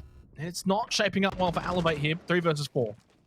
15 seconds left on the board, and Sogs has actually been able to reclaim this pillar position, but he swings wide at the wrong time, leaving it in a 3-on-3. God Legion fortunately taken down. In fact, Vast is as well, so it's now Dig that needs to find the final 3. Does find one, but Nate cleans it up. LFO will take the round. That mirror pick and Sogs there at pillar, pivotal in helping hold out that attack. Well, I mean, I did say LFO, Elevate, LFO, Elevate, LFO.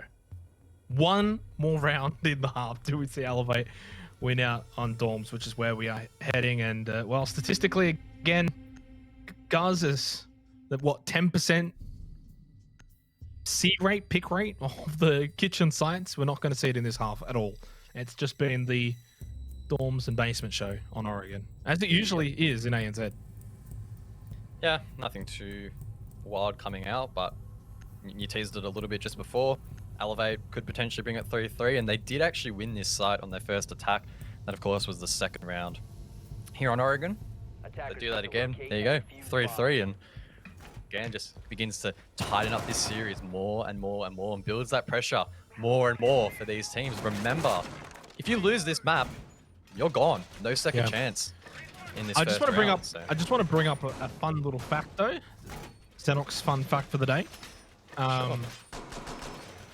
Over on Coastline, first half 2-4 Elevate. 2-4 LFO. Over on Villa, first half 2-4 LFO. Ooh. First half of Oregon 2-3 LFO. Are they going to repeat history for the third time? We'll have to see. And also, obviously, on all of those halves, LFO were defending first. So, I mean, a 2-4 LFO defense doesn't really give us much to go off, because they had one successful second half attack and then one poor second half attack. Mim's getting aggressive here. Big afternoon for him so far, and if he's actually snuck into this position and not been spotted by a drone, this could be pretty huge late round. Often we do see pre-placed to hold this position, but the fact that no one from Elevate is capitalizing upon this indicates to me that one, they're either ignoring him, or two, they actually didn't have a drone there. So that's, again, something to keep an eye on late round. He could flank over to small tower, provide some disruption. Who knows? Well, I mean, small tower doesn't usually see much action, though, does it, for Dorms? I mean, usually it's the east. Tell that to east- Specker. Tell that to Specker Well- against Noble, right? He was just chilling in that position and got a pick. Pretty big one as well. That sort of buys into it, is that Mims can free roam around, has a bit of a backup if he needs to fall back, knows that small tower's not going to really have anyone there. We'll see how he plays this. It might just catch Elevate at some point.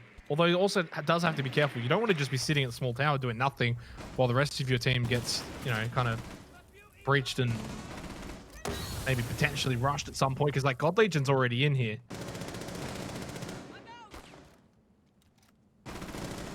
Interesting shield placement as well over towards where Nasty's located. That's to make peeking in towards games a little bit safer. And again, another piece of utility that the likes of God Legion will need to try and clear if they want to try and push through. Not even sure if God Legion is aware that it is there at the moment, but oh, good night. There we go. Nasty plays off that shield and God Legion gets taken down, and Sogs follows it up onto another. So Xenox, it may well be another 2-4. I think it's definitely going to be another 2-4. Hey, that's Xenox's fun fact of the day for you there. Okay, it's going to be 2-4 LFO first half. Look, obviously hot shot. I was going to say hot shot. I didn't even get to finish talking. Round's over. Half is over. LFO just a couple rounds away from making it the playoffs over for Elevate. Now I'm going to test that Xenox fun fact. Who's going to win the second half? Who's going to win the map? Because this is where it starts to get a little bit unstuck, right? So, okay, fun fact, second halves, it was 3-3 on Coastline. On Villa, it was, what was it, 5-1, was it? Yeah, it was 5-1. So, basically, I got no idea. I don't know what you want from me. I don't know what you want from me. That's why I asked you the question, because I knew I wouldn't have an answer. What I will say is this first round is certainly going to be a decider. It's going to be a massive, massive factor. You win basement, you go 2-5. So not only have you taken a site that is kind of difficult to take, typically for the attackers, but then the scoreboard pressure. So you got site pressure and scoreboard pressure in a best of 3, and we're on the third and final deciding map. That puts Elevate in a bit of a hole, and that they then have to dig themselves out of. So big round coming up. Obviously, if Elevate win this 3-4, they've won the they've won the site they're kind of expected to win. So you don't even really gain much here if you Elevate. This, in my opinion, is a free shot right now for LFO. A free punch. We'll see how hard they can hit. Yep, looks like the castle's going to be brought to the board here for Elevate, and that's actually going to help facilitate an aggressive roam. So we do see some teams, like LFO, for instance, sit in towards site a little bit more and play off that, the choke points that are already available. And then you see other teams like Elevate that extend their presence, create more choke points and more avenues for the attack to have to waste or at least expend their utility. Not sure how LFO will play into this. Maybe they'll just ignore it and go full blue. Maybe they'll go for that full map control take.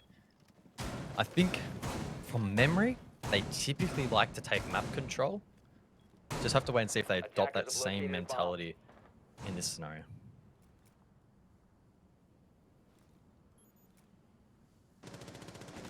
Questions are probably going to be asked if LFO do win this. Does Elevate's series here as a whole just come down to the fact that it only went to 3 maps because of a digital clash, sort of one trick? Was that the only reason why we even came to Oregon? Is that the only reason why they were able to sort of compete with LFO? So I'd like to see Elevate continue the trend that we've seen, which is doing typically well on their own defense. And that's basically what this series has been all about. Just the defense has been the biggest factor. If you do well on defense, obviously you're going to win. Goes without saying, though, LFO have never done enough where they've been able to get 5 rounds on their own defense, whereas Elevate have actually been able to do that. So the fact is, Elevate could just do 5 defensive round holds here, and that's it, and they win. So Worthy's low, but so is Mims. It's a 1-for-1 trade in that sense, even though they're both still up. Minute and a half, 5v5. It's really felt like LFO spent the majority of this round sort of crouching around, maybe trying to find an entry pick, not doing a whole lot of meaningful things in towards the actual side itself. But as I say that, Nate will try to open the wall. That C4, if it had been blown, could have done some significant damage. So I don't know who threw that and decided just not to ignite it. But either way, Nate is able to nade through, clear any utility, and begin working on that wall. There's actually nothing on it to prevent another sort of hard breach from opening it. You could have Nasty come across if you wanted, but as I say, that Sogs gets aggressive onto Hot Shot. So I think that was in towards Freezer, and Mims gets aggressive. Could catch Vast off guard. Does. Finds the trade, so it's a 3-on-4. Make that a 3-on-3. LFO looking to get quite aggressive, get in the face of Elevate. Yeah, Mims getting involved now, but Mims is also very, very low. Nate's still just trying to open up this wall and have a path through. 27 seconds time. You've got the diffuser too. You find a pick onto Worthy, but you got to get on in there and start sticking that diffuser down. Face plant onto the wall. 2 versus 1. Nate ended up killing Mims. That's not ideal. Mims was very low. Nate, you got to check your right-hand side. Not going to be able to do that. Not going to win the round. And Elevate, stay alive in this map and in this series. I mean, it was a nice shot from Nate. It was just, One person. In the complete other direction to where the actual enemies were. Yeah, that could well have cost them the round too. They could have been in a position to try and get that plant down and at least have a one-man coverage. Would have been tough, but definitely not impossible. Either way though, kids and dorms will now be the next site. Elevate over that first hurdle. Now they need to try and get over the second hurdle. It's a little bit of a higher one. Gonna have to jump a little bit higher, but again, you would still hope that they would win it. Even out that scoreline, and again, apply that pressure back onto LFO. 100%. But this is, you know, what, dorms. Defenders This is protect what I the say. bombs It's from being 50-50 defused sort by of attackers. site. This is why I say you got to win it. I've placed Banshee. I mean, it's obvious, right? You got to win the site to win the map, but like on this sort of map where it's only basically 2 sites that are played and one of them is very hard to win. Yeah, like you can't be losing this. And it's a very winnable site too as well. It's a very, very winnable site. There's no reason why LFO can't be winning here on dorms. Now, the trick is actually being able to do it. That's the thing. And depending on how Elevate are going to set up here, 5 seconds remaining. is Digital going to go play from small tower? Attackers are moving No. out to locate a bomb and defuse I think he's just going to Defender play has Sni, left the yeah. area of operation. Camera.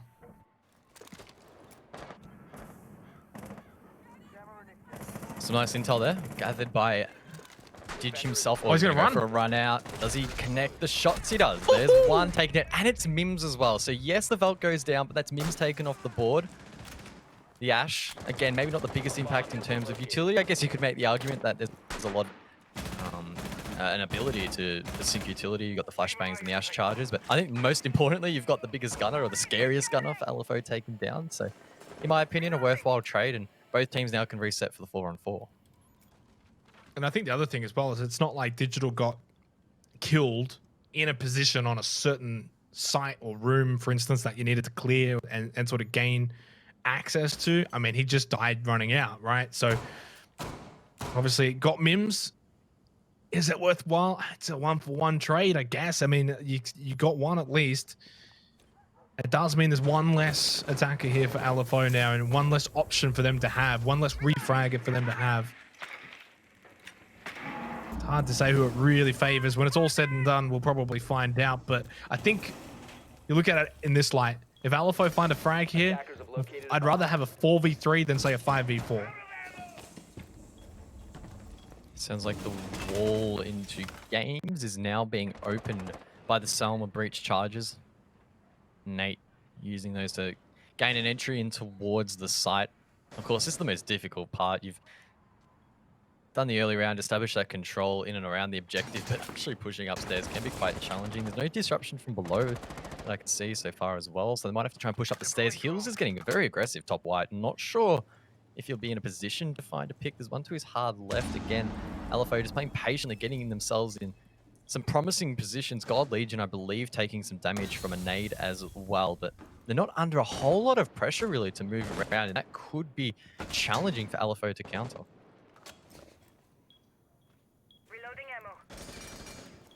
One thing that LFO, especially looking back over the Villa, that they kind of lacked was most likely the time situation. I was going to say with 40 seconds left, they were potentially running out of time, but a quick double from LFO onto Elevate. Worthy just forced to throw out a C4, hope and pray. Doesn't get the answer he was looking for. Vast now looking the other way from Addict. He's looking onto the site and has to retake. 38 seconds. And LFO are all over this one here on Dorms. They're going to go up 5-3. They're edging closer to that match point, Guz. Wow, those 2 double kills. Not exactly sure how those came about. Maybe catching the members of the defense off guard a little bit. Maybe they were a little bit too stagnant in towards site. And LFO did have the intel to aggress on those picks. Either way, they weren't traded out. And unfortunately, when you're in a 2-on-4 at Dorms, it's always going to be very, very challenging. On top of that, there was a player below that then had to resurface, which got shut down on the rotate too. So it's well done by LFO. 1 round away from claiming that match point, and Elevate are going to go back upstairs. That's a huge call. Defenders, protect your bombs It is, from being but defused by like attackers. they don't have access to the basement, so I think this goes back to the school of Guz. Do you head to kitchen? Maybe at that point, but I think we've seen this before. I can't remember off the top of my head what it was, what match it was, but basically we saw Dorms get played twice. Sorry, the defending team lost it the first time, then they won it the second time, then they were able to go basement, and then they're basically back in it, essentially. So you kind of do still have this free shot, because I'm pretty sure you lose this, they can go basement at the very least, then that's like what, 6-4, then you go back Dorms again, 6-5. So I can't remember what it was, but it did happen. I would say that this is a must win, right? Because if you lose it, as you mentioned, you go Dorms. If you win that as well, then okay, sure. I mean, if you lose this, sorry, and then go Dorms, then you're 4-6, so you're still against the match point.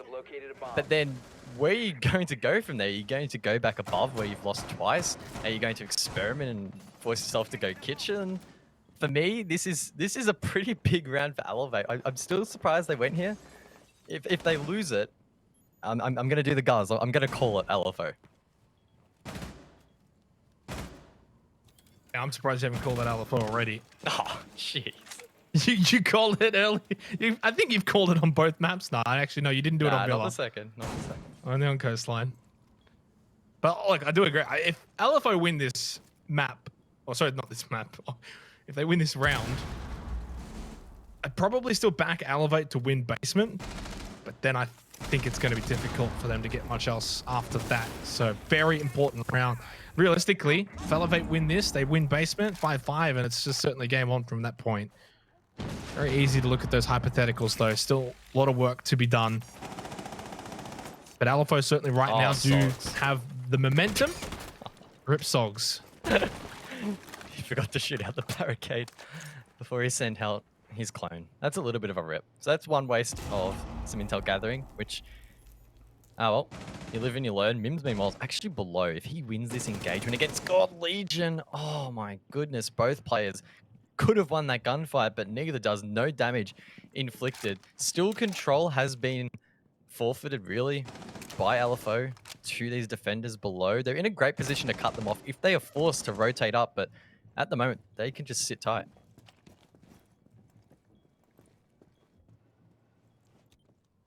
One minute remaining. Elevate drops down. Thanks to God Legion. Mims just droned to that out as well, actually, for LFO. Worthy still just sitting inside an Addict will have to be dealt with at some point. Although, to be fair, the player in Attic last time didn't get dealt with till the very end. Nasty opens it up on the God Legion, and LFO just keep doing LFO things, finding these frags. Elevate can't find a way in, although now finally Worthy does get one from Attic. On to Nate Vust in dorms, along with Hotshot and Kids. Sort of the last line of the defense here for Elevate. Worthy still in Attic, has have one on the balcony to deal with. Vast has to win this one against Mims and does. That was a clutch one to win over in Dorm. Lose that, you lose the site, you probably lose the round. 10 seconds left. Hills does catch Worthy going back through Addict.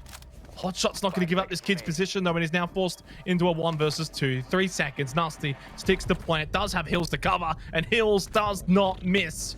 Match point, series point. Wow. Elevate, if they lose this map, I think they will reap the decision to head back upstairs. Maybe they are really just not confident at all heading to kitchen, because again, let's play out this scenario. They go basement now. Sure, they're probably more likely to win it than lose it. That will give them the 4-6 scoreline. But then where do they go after this round? They've just lost top floor twice. Yes, they could go there, but they're probably not going to win it. Then they have to go into kitchen, and that's a complete unknown. No one's played it at all in this matchup. That's a very scary prospect for Elevate. Their backs are well and truly against the wall. It's up to LFO now to just be disciplined and really just close this one out.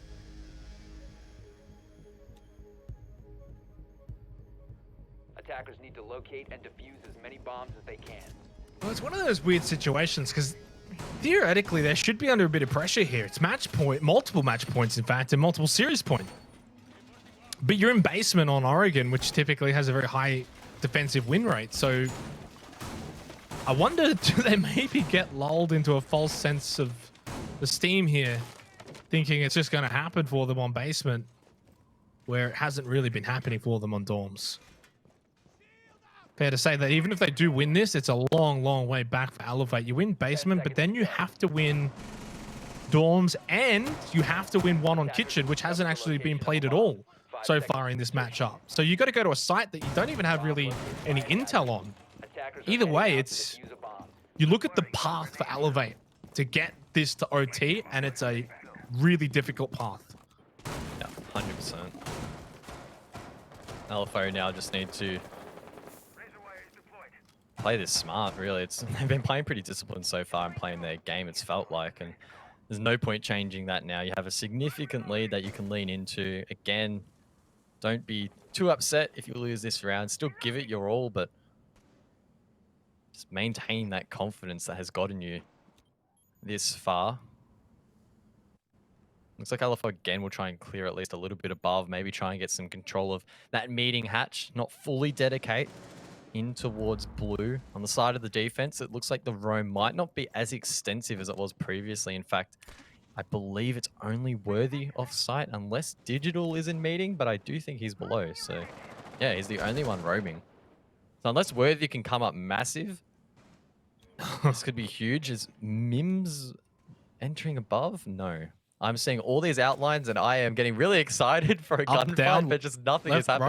Right.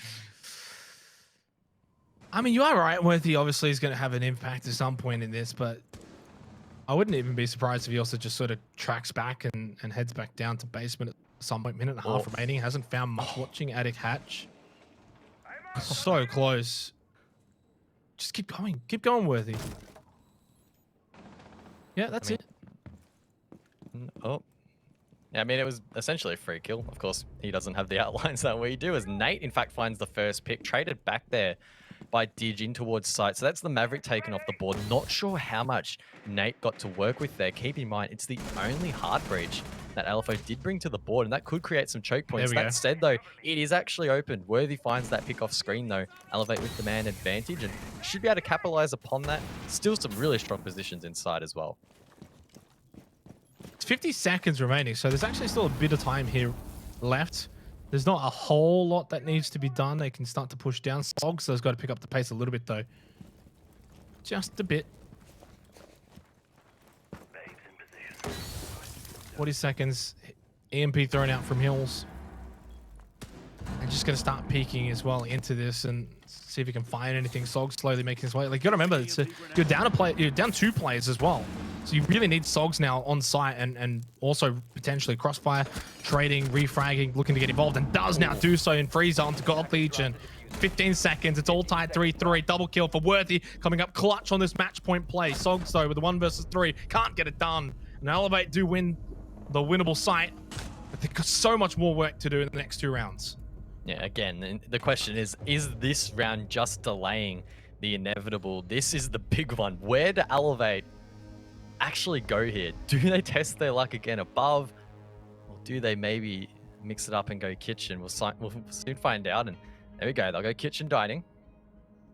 Again, hasn't had a whole lot of playtime here in the Oceanic Nationals. When it has, though, it has lent a little bit into the side of the defenders, and Elevate might find some comfort in that. But again, if they win this, then where do they go next? Because they won't be able to go basement, right? So Dorms. pressure as well. Yeah, pressure as well. Kitchen meeting on LFO. Yeah. There's a lot of people that don't like kitchen and meeting though, so I wouldn't be too surprised if we never see that. But who knows? Attackers need to locate and defuse as Elevate many need to do bombs as something. they can.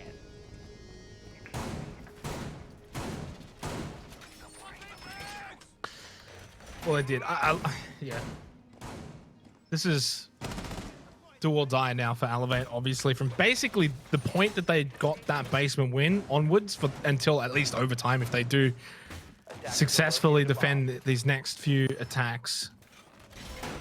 It is season on the line stuff for Elevate, playoffs on the line.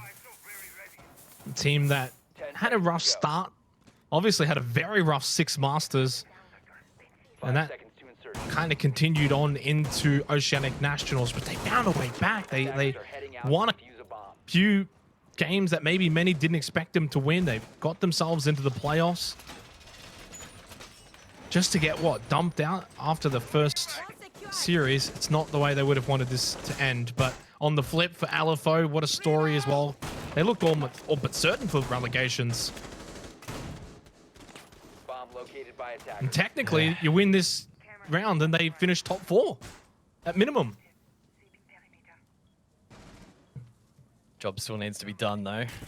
It's the first time we're seeing this site played by either of these teams, and LFO already getting aggressive on the front foot, trying to open up the wall in towards site. I think the Selma is muted or it's off the wall. I can't quite see, but I don't know where it went. Is it on the wall? Oh, it is on the wall. There we go. It's being opened now. Or it got thrown on. Either way, it's a nice line of sight that will compromise the players in towards the A-bomb side. But obviously it's clear, and Worthy's actually holding inside of Bathroom. He was able to impact trick the Salma's on the wall in front of him to the west, and he's able to fortify that position. He has a shield and an ADS to work with. And it's also a key part of the map to hold.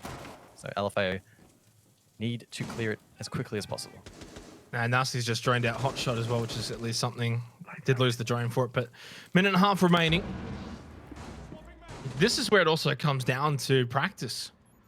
How many times have these two teams have actually practiced this site? I mean, Dorms, Basement, they're the sites you're going to play 90% of the times on Oregon.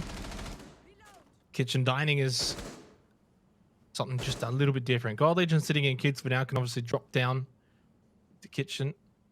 Vertical control is so important as well for this kitchen site. You really want to keep that second floor.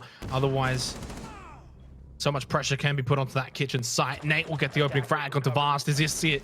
Is this the time that Elevate just give way and collapse? Or can they get over this hurdle? Hot shot somehow finds the cast kill onto Nate. That's one back. 45 seconds remaining. Hills is low. Nasty is low. Elevate a full health for their 4 remaining members, and there's only 35 seconds left. It's match point. Can Elevate hold on to at least get to one more round and give themselves a chance to send it to OT? This is it. LFO's push coming now. Just patiently waiting for the cover to be there. Mims will creep forward. Hills holding the long angle with the ACOG because Mims just wriggles around, maybe trying to find a safer place to plant. Sogs as well, pinching from behind. Kills needs to hit these shots as Sogs enters, manages to find one on the board. Mims trying to Hills is stick down. the plant. Sogs needs to find this kill on the rotate. Is eventually taken down nonetheless, leaving it in a 2-on-3. Worthy, though, is in a great position to flank it. It doesn't even my God. matter. The bombs are protected. LFO so close to converting that round, but not quite in the end. Man.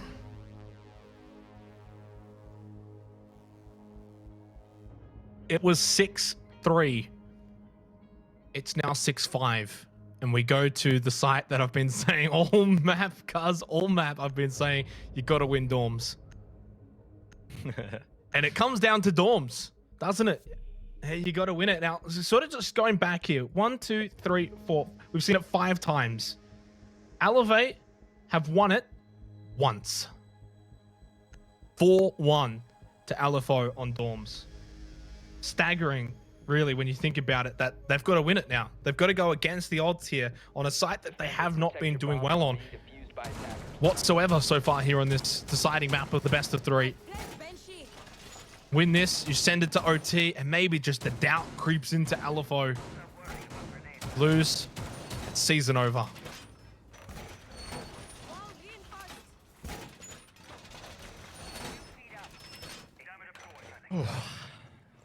It's been a banger of a map so far, and I mean, it could well be the first map that heads into overtime in this series. Funnily enough, we actually haven't been in OT between these two, despite it being one apiece and being quite close throughout. 5 seconds to go. Again, Elevate will invest utility down below, create some verticality as well with the likes of Vast on the shotgun, hotshot as well. And that's all in an attempt to slow down LFO and make that final execute more challenging. And that said, though, it has had limited success so far. As you mentioned, Xenox, the win rate here for Elevate, pretty dire. So they need to come up big here if they want to keep their dream alive here. If they lose this round, they are well and truly out completely of Oceanic Nationals. The pressure's got to be mounting though for LFO. Just a wee bit, because you've lost 2 rounds in a row. You're not going to blow 3 match points, are you? Like that's got to be creeping into their minds here. I can already envision them losing a player early, going down 5-4 in favor of Elevate, and it just all goes wrong and they collapse this round. Sends it to OT, Elevate come back and win it. Or they hold strong mentally. Don't let that pressure get to them. Win this round. Oh, that's a big pick from Nate onto Worthy. I don't know how, but I thought Worthy was actually about to pick up the kill himself, and it's gone the complete other way. How he hit that? Well, that was one hell of a shot there. Gets it in a 5-on-4. Worthy, fortunately, would have already placed those Banshees down, but it is a very strong gunner taken down, which is very helpful in these late round executes. Mims also will head down below. Hills droning as well. And this is key. If Elevate are able to hold on to this location, they could well win the round. Has he? No. I don't know. What is God Legion looking at there? Double window. Okay. He white swings this. Oh my God, we both said it at the same time. He loses it out though to Mims. God Legion went for the swing. You win that 4-on-4 with a minute left. But now you're down 3-5. It's match point, LFO, series point. They've got the numbers. Digital takes a big chunk of damage. Nate, so close to the site. The Salma Chargers opens it up. Digital, what do you do from here? Mims in dining. Hotshot, the new player, the rookie for this season, needs to come up big as well with Vast and Digital. Mims gets Dig. 2 versus 5. I don't think Elevate are going to be able to do it from here unless Hotshot has a memorable moment. He got Sogs. Digital, of course, was finished off after being knocked, but that's going to do it, you would think. Fast in a 1 versus 4. Gives away his position. It's it. It's over. LFO. They get it done. They defeat Elevate. And we went to all 3 maps to do it. Congratulations. LFO came into the playoffs almost out of nowhere, and they are making an early statement here. In day number 1, they survive. Elevate are sent home packing. Unfortunately for them, that is the end of the road. But boy, oh boy, it really did come down to dorms in the end, and LFO edged out on top. Yeah.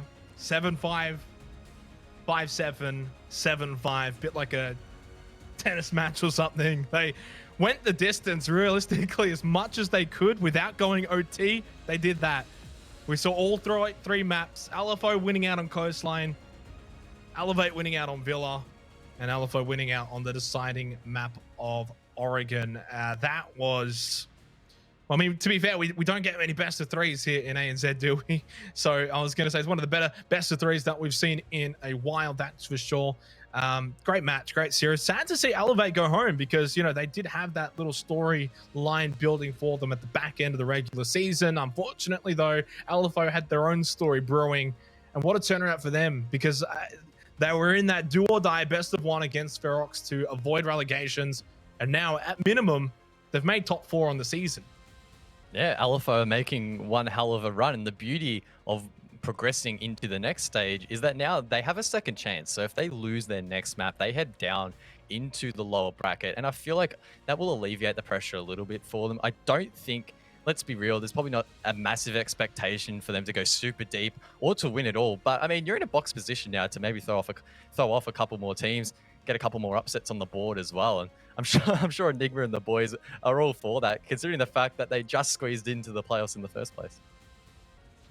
Yeah, let's get to our favorite guest to have on for these interviews as well. He'll be absolutely ecstatic with himself. Look at that little grin. Look at that little smile. Congratulations, Enigma, on the win. It certainly went the distance. I just want to ask, how were you sitting there watching it? How were you reacting? Were you nervous, or did you just think, nah, we'll win this?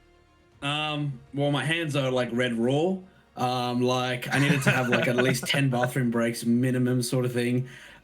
Just like watching the rounds where we're so close to winning and we're just not edging in front is like literally antagonized. I think I've got some heart palpitations going on, so that's always a good thing too, of course. Yeah, well, it was a long series. Every map, of course, nearly going into OT 7-5 on every occasion. But there was one thing that really stood out to Xenox and I. And I'm going to steal your question here, so I'm sorry, but on Villa, right? Digital to us looked like an absolute pain in the butt for you blokes. Did you ban him on Oregon just off the back of that map alone? Yeah, I don't even care to say it. Like, see, when we were in Coastline, for example, and we had the advantage, they started bringing out the Montang, and we dealt with that quite efficiently, right? But then the moment that we were on Villa, on the other hand, and we had a really good split, and then they started whipping that out on us. I was like, are you kidding with me? And obviously we lost, so they're really a big pain in the butt. So I was like, just do it to Dig. Like, he's got to be put down. I'm sorry. That worked. Yeah. I'll carry on with that though. What went wrong with the clash on Villa? You guys just seemingly could not get through Digital at all.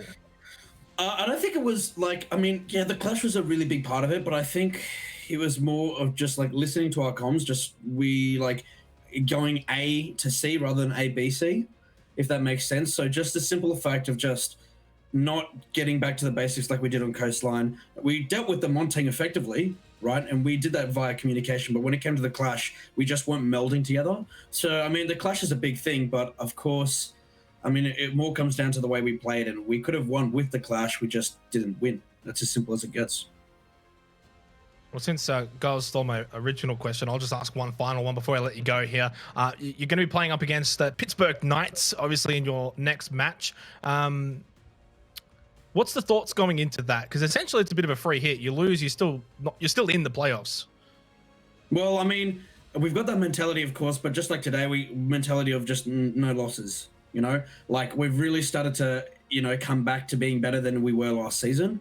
And I mean, now that it's not best of ones, we're really just like warming up properly. All the fellas are on par. I mean, we've gone back to maps that we originally lost, like Cafe up against, you know, Elevate. Elevate, and then we beat them. And then, of course, coming back to here on Oregon, where we had lost, you know, two separate occasions, and then we win it here. It's always a feel-good feeling. And I guess the other really good feeling is, you know, having people like Manic and Ducky also voting for us in comparison to the rest of you guys as well too. You guys are all pathetic. and I'm glad that you guys lost. I just want you to know that right now. Pathetic. Guz, considering that you upvoted us last week and now you just downvoted us, that's disgusting, bro. I'm calling you out especially, man. You're lucky I don't know where you live yet. I'm coming straight Does for that you, mean I bro. need to vote? Do I need to vote for you against the Knights then? Because I don't let's know, be honest, I that's don't a know. bit. Figure it out, bro. Figure it out, man. I don't have to tell you twice, do I?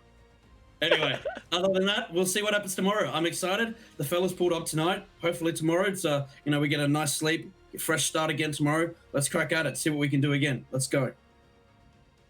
100%. Well, love the attitude, mate. Best of luck tomorrow. We'll see you there. Thanks, boys. Catch ya.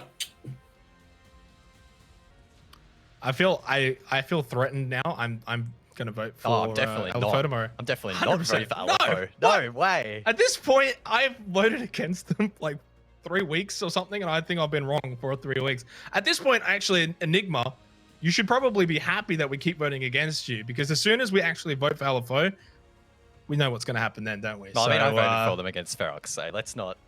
Come on, be careful with what you're saying out here. We don't want to throw out too many superstitions. You don't count. You don't count. Yeah, look, it's going to be a tough matchup for them, though, to be truthfully honest, against sure. Pittsburgh Knights. It's not going to be easy. They do get at least a double chance, right? So if they... The way I kind of see this going... Yeah, I don't see them winning this one, but I could probably see them winning the next one.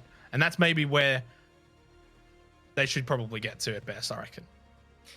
I mean, that's the question, right? Who would they be versing if they lost? Would it be the loser Okami? of Okami wildcard? So potentially Okami. Well, if you- So I don't know. It's going to be rough. There's no doubt that whatever the opponent is for LFO heading into the future, it's going to be hard. Just like Elevate was hard realistically as well. That wasn't an easy win by any stretch. So, I mean, if they can adopt that mentality of let's just win, who knows? Well, let's segue on into what else here is this interview. Unfortunately, with the losing Didge, just commiserations. Firstly, I also want to say that really was inspired by your sort of run back in the back half of the season, in the regular season. Does come to an end here, though, mate. Yeah, it sucks. I mean, I'm pretty sure we don't play again for a while, so it sucks to get out like this and lose a series where in our heads we should have definitely closed out. It shouldn't have been that hard. Turned out to be that hard and we couldn't close it out, and it sucks. Yeah, I mean, I'll inject a little bit of positivity into this interview. On Villa clash, you were popping off. Yes, Give us sir. an insight. What makes a good clash? Because you were causing some headaches. What makes a good clash? It's just, I don't know, reading what's around you and just using that as info. It's just constant information. And you got to be careful because you can't get too complacent with your positioning and your safety. So if you see a Zof, step back, obviously, make sure someone's behind you. No, it's a combination of a lot of things. But I know like LFO are very, they can be very unpredictable and they're not structured. And so just that clash definitely helps. Just the constant information, knowing what's clear and what's not, it does help. Just, guys, just for you quickly, did you want to ask the second one? Because I did ask two in the last one. I am fair like that. I mean, yeah, sure. Looking into the future, as you mentioned, it's probably going to be a little bit of a break. What does that off season actually entail? What are you guys going to be doing to try and improve for next season? To be honest, the early stages, I don't know. I really haven't thought about it because I'm a bit stunned. I thought we were definitely going to win that game. Maybe just focusing on like teams like LFO. Like we're so confident against like literally all the other teams, but LFO, the way they play is just annoying to verse. It's unpredictable. It's not structured. Doesn't make sense, and it just hurts us because we can't read into it, and we struggle against it. So maybe working on that. Yeah, we're still a young team. It's a young roster. We'll use that off season and we'll come back strong. I feel like it was definitely a huge improvement on last season on Oceanic, but not Oceanic, sorry, Six Masters. And we're only going to improve from here on out. Just wanted to ask you one last question before I let you go, mate. The Clash ban on Oregon. Firstly, was that a surprise? Secondly, would you have actually played Clash on Oregon? I mean, not a surprise because they weren't too good at dealing with it. So it was definitely a possibility. But I mean, on Oregon, if we don't like, you can play Clash. I don't know if I would have played it maybe for that one dining site, because it's very popular in that site. Playing the Clash with in showers, it's really hard because a lot of the time when you're trying to clear the util, you're vulnerable. So the Clash definitely helps. But I don't know. It would have been an in-game sort of thing. We would have decided then, and if we wanted to bring it or not. But yeah, it didn't really affect us. There was other stuff that really cost us on that map. Well, I mean, it's still always nice to see sort of pocket ban just for you specifically. It must feel good, but obviously as a team, as a whole, yeah, it's a bit hard to focus on those individual things. Wish you the best of luck, I guess, for the next, I don't know, weeks, months, however long the off season's going to be for you guys, and hopefully when we see you guys back, it's going to be a better version. Cheers, boys. Thanks for the cast. I did have the suspicion that I don't think they were going to have played Clash, but it's almost like the probable. I'm imagining maybe they LFO didn't really have anything else they wanted to ban like really badly, and they were like, you know what, that worked so well against us. Just in the off chance that, you know, maybe it's close later on, maybe it's like 5-5, and we go to a site like Kitchen, they could bring out the Clash. We're just going to make sure that doesn't happen.